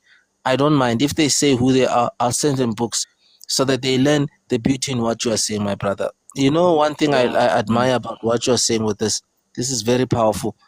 Our people must learn to understand click language, because the reason being, when I say click language, the importance of the click language, our people, they think click language is just an extended language aside. No. IsiZulu sisuka la kwi-language lethu esisho ukuthi ikhwemana, right? Nxa nxatsi dikhweruwe heba he platform nxa huap nxa he Zulu he Zulu ekobaba qhwa sihu he mana ekhwemana qihe o nxa ikhwemana kama kwekwi kama kweguap kama kwedam kama. You see, it's the same. It's the same as kwedam. It's the same as kumana. Precisely, our people will learn. So, most of our people will think, "Oh no, we have to go to Swahili." No, they must stop these positions when they think about language. They go to Swahili. Nai, iqala la ekhaya. So, It starts from this home, which is called Ngarimaba. So I see a lot of philosophers as well that I've been to live as well. that always use wrong information because they haven't explored the click language, because the problem is they don't understand it. They see things as if click language never existed. It's very powerful. Hence I say, my brother, I don't want to interrupt this process. I want Abu Brother Lee to speak. I want all other brothers to speak, because when they speak, these guys, the order in which they say, I love the way they speak as well. Even when they host their own lives, these guys, they make you feel like, you know what, you're this important person. They make you feel like you see, Kweba. They make you feel like you're this important. I want them as well to express their feelings. And my brother, the thing And we're is, all learning, my brother. yes, We're all learning. yes, I want our people to speak. I want our people to cough out, because every day they're seeking knowledge. And I told them even before, I am not going to be tired. I'm busy with a lot of things on my background, right? And you as well, you assist me in that as well. And some also other brothers as well, they assist me in terms of what? A community as well, to be whatever that I pursue it in a right way. My brother, just give all these, if they want knowledge, if want books, I'll send them books. But I don't see brother Black Roots as well into the group. I wish he was there. He once called me the other day.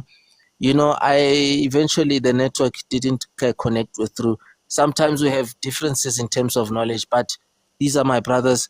The level of knowledge that they're seeking for, we are all one. Thank you very much, my brother. You can continue, my brother. Thank you, brother. And this is not a cult, so we don't have to agree on everything. That's the thing. So that's also very important.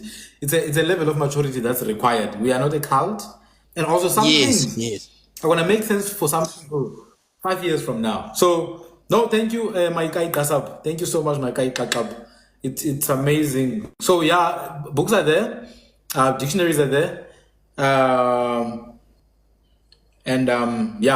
Anyone who's interested will reach out, and then we'll take it from there. We're gonna move now to Brother Lee. Brother Lee, are you available? Mr. Lee Makara, you have the floor. I'm here. Thank you. Come through. Hey, you've been there. I'm absorbing You wanna right show now. your face? Pardon me? You wanna show your face? No, not now. I'm in the house, up and down, getting the kids. All right. Yeah, all that. But I'm I know. listening. I'm sure And yeah, I couldn't miss this live, man. It's very informative, most importantly, it's the hidden history of our land. There's been so much mysticism around our story, especially when we start getting into the click languages. When I got onto this app, it's like that non-existing language. It's like it's non-existing. So I'm so happy to see you and Parada Kurua speaking the language, so that people can see it's still resonating, it's still alive. There's people that speak the language, and it's languages that have to be exposed, and how they connect to our heritage, how they connect to our art, how they connect to our symbolism, our symbols, our astronomy, all of that. As you guys were talking about the stars, I'm like, yeah, this knowledge is something that is deeply entrenched in our people, but the world doesn't know. Yes. Or the world knows, but the world doesn't want to listen. Yeah. Because there's been so many, I would say, rediscoveries, because these are things that we know, but whenever they come from our perspective, they are not accepted in society. You would be amazed that people think that we don't have like cosmic knowledge or astrological knowledge. We don't know stars. You'd be Yeah. amazed that when you share pictures of us calling galaxies by their names, Yeah. planets by their names, they would be shocked. Like, what? Yeah, we are those people. Yes, sir. Go ahead. Can I interject? Sorry, my brother. I know. The thing is, I might forget. Mr. Yeah, P, go you can ahead. just inbox me. No? Mr. P, you can inbox me. We'll sort you out. So, talking about that, people need to understand we are the source, not the other way around. We are the source. It's like this massive river with multiple tributaries, but the source is one. We are the source.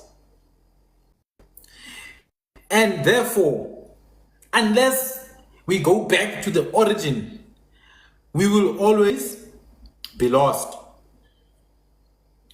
And this is locked in the language. Because today, this live nje, is about language in connection to cosmology and spirituality. And how much have we spoken about already in the past 3 hours? You see, my brother, even now I'm not very happy because I have to speak in English, and it's fine. When we talk about click languages, even now, the languages we call Zulu, Xhosa, Tsonga, Ndebele, very clearly, expressly can be demonstrated that if you take it back far enough, it's a click. This is the reason why my channel exists, to demonstrate that if we go back to the source, we all find ourselves in one place, the original click. And there were many clicks. Many have been lost. Yesterday I was talking about how the click was lost into a soft and hard B and a soft and hard P. In words like wadi becoming ibadi, ubu becoming imvubu, uku becoming impuku. That's a click that's been lost. I spoke about how in some languages was lost into a T and a D. For example, Kau to hand, lost to Tau and Tau in Sotho-Tswana and Venda languages. I spoke about how was lost into Khau, as in to cut, into Sotho in Tswana and Pedi languages like Khauga, which is Khauka. So even the languages that don't have clicks, if you remove the veil, there's clicks there. Even the words that seemingly are not clicks, remove the veil, there's clicks there. We were just talking about Gab now and Seb, and we took it back to Gab and Gab. Ukubumba. We took it back. There's words like ukshoma, ukshomek. When you take a stick and pierce it into the ground, yeah, it's shomek. But that word comes from ukhomek. Do you understand? It comes from the word ukhomek. Same thing. When water is flowing, we say, oh, when you're having diarrhea, we say, no, it's flowing, but it comes from the word kakaza. And I have both versions. You see, when we say be quiet, in Ezekiel we say ichachum, chum is the word I was talking about. Complete silence. So you realize that the clicks themselves are covered up in these softer sounds. Even in these so-called Khoi languages, even in some Khoi languages, the words, for example, the word kham for lion, it comes from the word kham. So even amongst the languages that still contain the clicks, the phenomenon where click sound is covered up in a softer version. Why does this happen? Why does this process of metamorphosis of sound happen? It's because we respect the language. Sihlonipho. That's why my mother will say, shonda instead of qonda. She will say ndiyayishonda instead of saying ndiyayiqonda, because she's respecting the clique. Now, do that for 500 years, you realize people don't know that the word shonda was back in the day a clique. So what I see, where there's no clique, it's respectful. It's gama is hlonipho, because remember, our society was based on whatever sphere of expertise this clan does. They will use language related to that sphere of expertise. Therefore, that language is revealed to them. They're able to use it freely. But this clan now, who are experts in weapon making, they are not experts in rain making. They will respect language that has to do with rain making, but they are exposed and they openly speak about weapon making because that they are initiated in that field. Now, this clan that is so good at making leather and certain things, they are experts in that field. Therefore, when they speak, they are so advanced in that language. So you realize some of the clans were blacksmiths, amalala, abambo, etc. So their language is rich in that sphere. So that's very, very important to know, that the lack of cliques is not really the lack of cliques, but the presence of his chronipo. You can continue, my brother.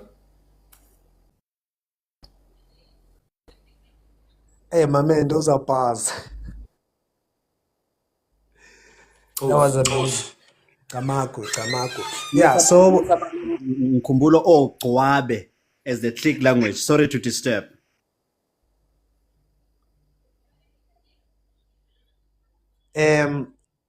yes, so the fascination of the click languages for when I was interested, it was because of studying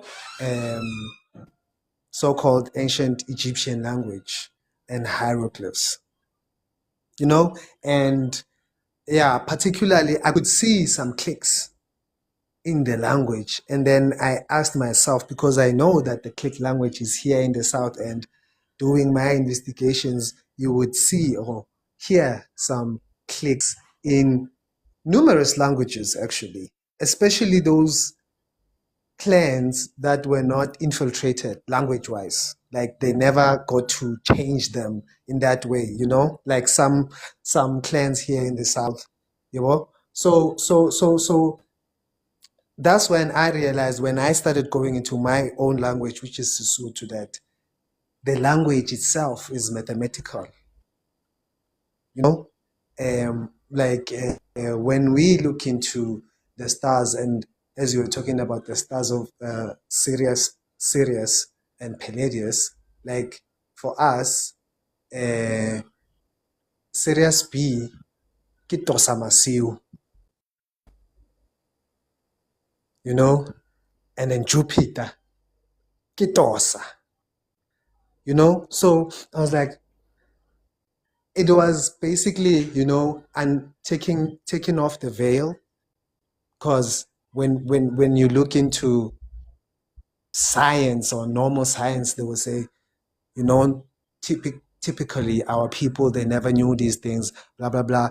But when you go in deep into the language, that's where you actually see that, hey, actually this is where the science is, and this is where Mzungu says it's mysticism, because they don't understand the language. Like when I got to understand like Tosa Masiu and it's Sirius B, and the fact that there's 3 stars, or is it 2 stars? 3 stars, I think. Right? When you understand the language, that yeah, it's something else. Like as this gentleman is saying, Tosa, which is Jupiter, bara ho bona Tosa le madiniana a le ona. It's a phrase, but it's like Jupiter and its moons. How did our people know without telescopes? How did our people know that Jupiter has got moons? Our people and the land. telling you that these people have got astrological knowledge. These people have got mathematical knowledge. Yeah. So, yeah, I mean, I thank you very much for going into the language thing. And it's something that we must push, man. This, yeah, English mode of communication, but clicks, it must be us. And we must be proud of speaking the click languages.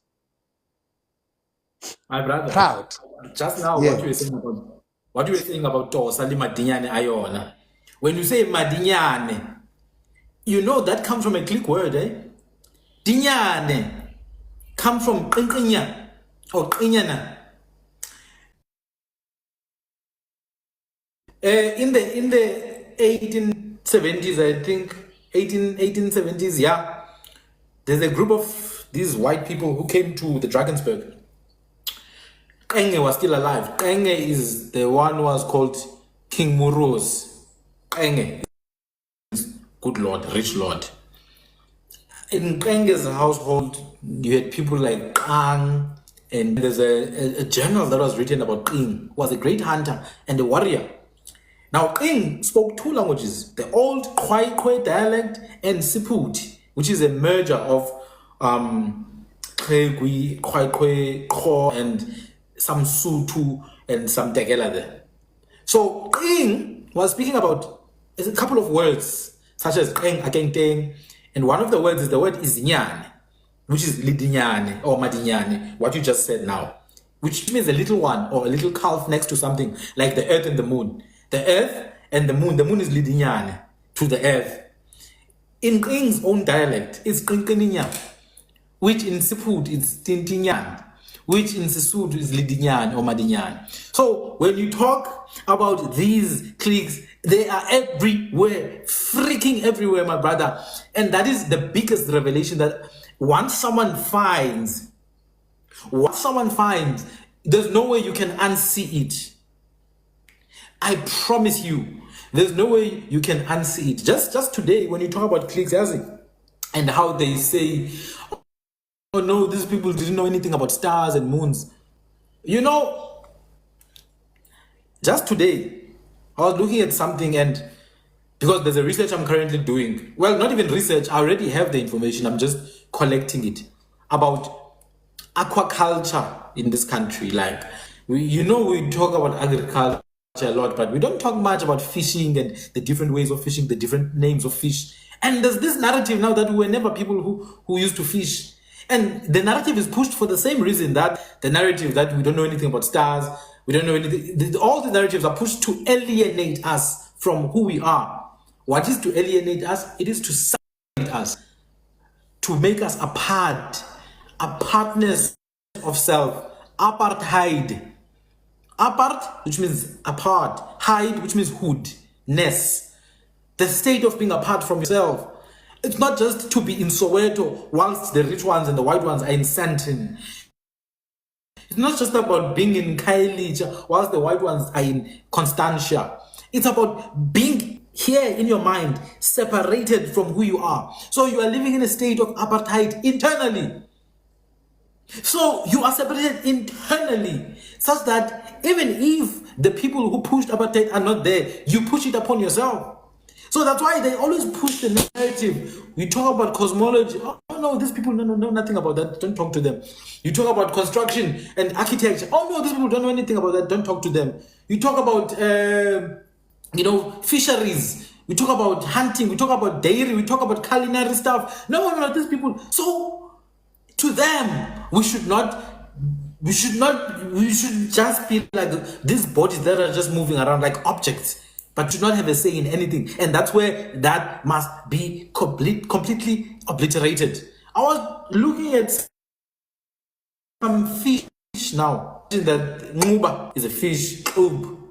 In Nguba, it's a fish, right? That's why the Great Fish River. And then by people, they are the fish people. In Oba, which is in class 20. And then themes. For example, we have barnacles and these shell foods. What do they call them now? But shell foods, they are called okwek. Okwek. Okwek is the name. There's a click. Nash. We have the fish called steenbras. Hey, the name is sakomolo. Sakomolo. Click. Nash. We've got prawns, which are called ingqom. Sometimes umsum. If you don't see the similarity there, I don't know. And that's click. Nash. So you start to realize that no, man, all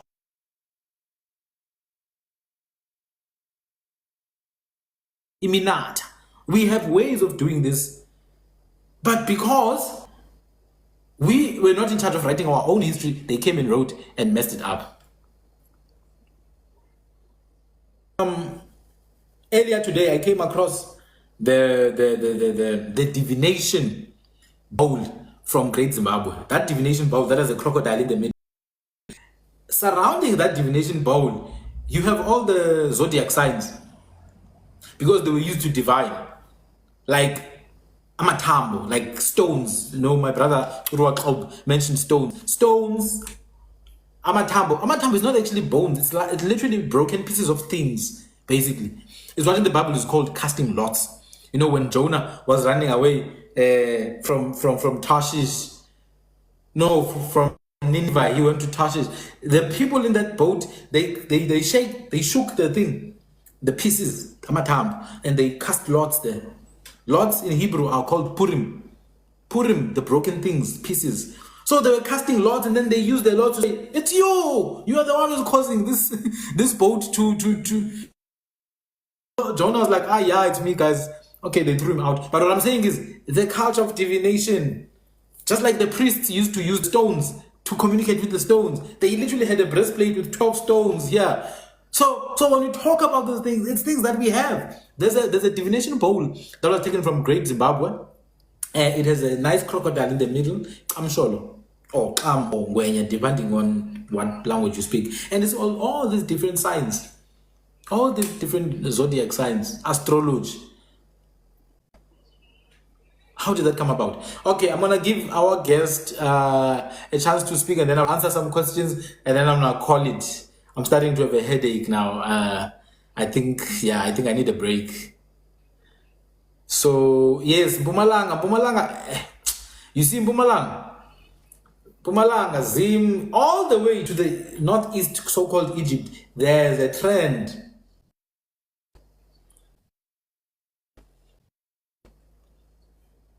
Nganyezi is Inganya Zimu, the one who shines at the sky. First Eye Magic, the floor is yours.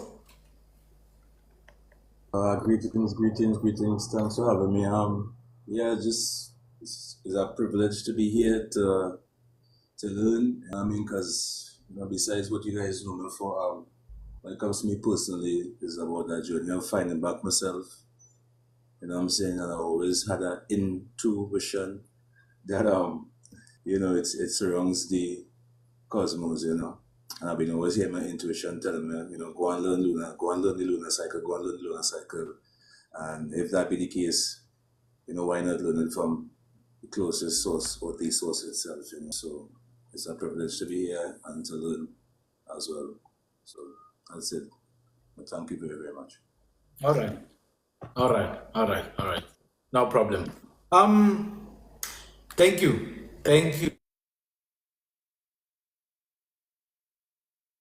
We're gonna keep on hosting these lives. We're gonna keep on hosting these lives. I think we're gonna really go in from next week. But now I do have to unfortunately stop because I've been at it for a while and I've got other things to handle as well. So astrology is obviously the study of stars. Astron means star, right? Astron means star, and logia is the study of. So I think on the next live, the first thing I'm gonna do is to get into astrology according to the different cultures, what it was called in the different cultures, who specialized in what. But perhaps what I can say in closing is that Oh, I see there's someone here. Let's see. Lilith, okay, maybe I'll give you and then I'm just gonna close up. But what I can say, in closing is, what was your question, Ngozi? Sorry, what was your question? What I can say in closing is that we have things. We are not these helpless people, monkeys who are not civilized. We have civilization. We have things, you see. And it's the onus is on us now to go and uncover. We've got a great history about a lot of things that today we do. We don't know where they come from, but I've been privileged enough to be able to uncover some things. You will see over time. My approach to sharing these things is to find ways to align with all the different cultural communities, because I matured and transcended that tribal thinking. You think, oh no, in my culture we do this. No, it's not your culture. We all do that, trust me. If you, whatever you do in your clan, we all do it. And if that doesn't tell you that we have a common source, I don't know what will. Yes, Mr. Ace, I am compiling these things. I'm compiling these things. Watch out for my next few videos. I'm going to be making some announcements. Yeah, everyone, if you want to subscribe, feel free to subscribe on this channel, on my TikTok channel. Feel free to follow so that you can have access to sub-only videos, sub-only lives, and sub-only stuff, but I'll still keep on pushing these ones. On the next live, I'm going to talk about astrology. I'm going to talk about Ubungoma and Geichab, and the art of Geichab. And I'm going to answer the questions I haven't answered. I've noted them down. I've noted your question down, Luke and Kosi. I've actually written it down, so I'm gonna address that. I promise. If I don't address it on the next live, on the next video, I will definitely address it. So yeah, Miss Lilith, do you want to say something before I close off? Yes, please. If I All right. may be allowed, like what I am promoting more now, is the food that we eat and the herbs. Like people need to come back so that if they want to tap into their energy and let go of the fear, they need to learn to eat the right food. Like I said in one comment, that the clans were separated because we were trading the gifts amongst us. There were, maybe, let's say the Xhosas were good, maybe in hunting, the Sens were good in certain things. So we were trading amongst those gifts. Like if you are sick, you go and see the Sutus, they know how to deal with the babies. Go and see this kind of people, they know the Zulus, they know how to deal in a certain, maybe in Telezi. You see, so now what we need to learn, I'm only attracted to a plant, and if I get to it, I normally taste them. So I know the bitter ones, they do this. I know the sweeter one, they do this. So if you can tap into finding your plants, all the plants that you see, none of the plants is useless. Even the one that we call the weeds. I realized the weeds that we take off on the garden, I searched about them. I found out they are medicine. And most of them, if you Google them, they will be written Chinese medicine. Where else it's in Africa? How can a Chinese medicine grow in Africa? Because the seed grows according to a tropical place. If you take a seed from Zambia and plant it inside here in let's say, Free State, it won't grow because it's not its tropical place. That's why we used to trade herbs as people from across, because certain seed will not tolerate a certain habitat. So you need to tap into those weeds that grows in your yard. Not all of them are poisonous. Weeds that are growing in our yards are not poisonous. Poison grows in the field. And I've realized the weeds that are eaten by animals, I check the animals what they eat more, even my dogs. Then I will eat that thing. I'll find out the dogs know it's a medicine if it's sick on a certain time. So I found so many weeds in my yard. I Google them, I check them, it says Chinese or Indian, but I know it's a herb. So whatever is growing in your yard, all the leaves that they come from the fruits or the vegetables, you need to eat them. They sell them to us in this game. They call them green leaves, they call them maybe a chlorophyll leaf. You can simply take your peaches leaves, your guava leaves, and mix them and make your own green chlorophyll. Then eat those things on a certain time, especially women with the hormones. You need to eat those herbs on a certain time of your age, on a certain time of your day. So that way you can tap in your energy. Because if you eat them on a certain time, then you can sleep well. But if you eat them, let's say there are morning herbs, then there are night herbs, where they will help you in the morning to function and to be active. Then at night, you'll be able to sleep well and you can travel, like go where you're supposed to go, because you didn't eat this hormonal food that you are given and the sugar and whatnot. So I give my kids, I don't give them sugar because I know it destroying them, not only mentally, but it destroying them spiritually and emotionally. So I ask them about their dreams. Ask your kids about their dreams. Those kids have messages for you. So every morning, just make it a topic like, what did you dream about? So if my baby say, yo, mama, busuku, I listen to that because I know some of the messages, they will come through the kids. That's why if a person can attack you, they will go straight to your child who's still innocent, who's still in tap with the ancestors that you cannot tap in because now you have sinned, you have eaten all these things that you're not supposed to eat. That's all I'm saying. Like, please eat your right food, plant your herbs, plant your trees. There are some trees that are protecting, and white people kept us from knowing the trees that are protecting us, and yet they plant them in their yards. So that's why you can't go and target the white person, because they know that they have plants. And when you get to a house with plants, you take them all out in your yard. Whereas those herbs, some of them, they were connection to your ancestors, because the roots. That's why you say you ground or you earth. Walk with your feet once in a while, because now you get the connection from your plants. They will tell you if you're not okay. That's what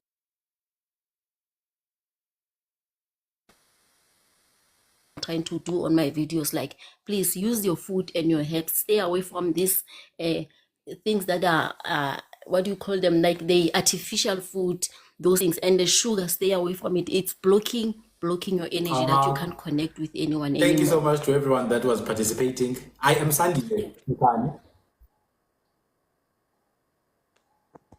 Yeah.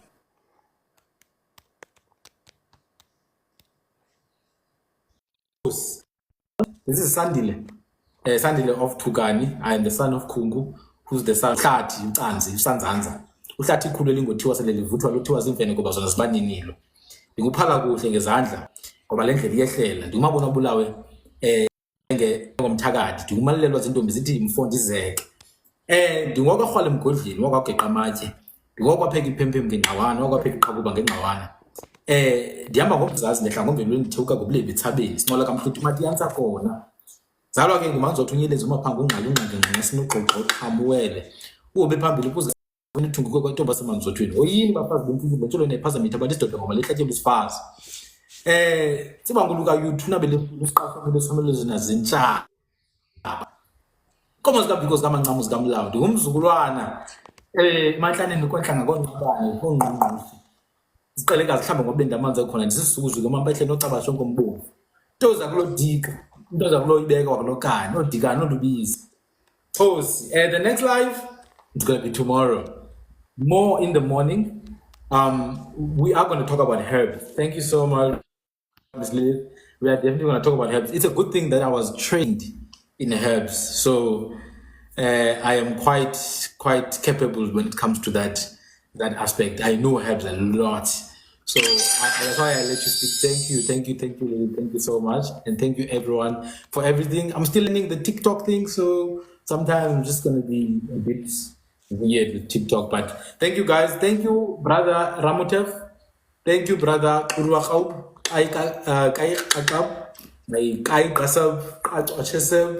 Thank you so much.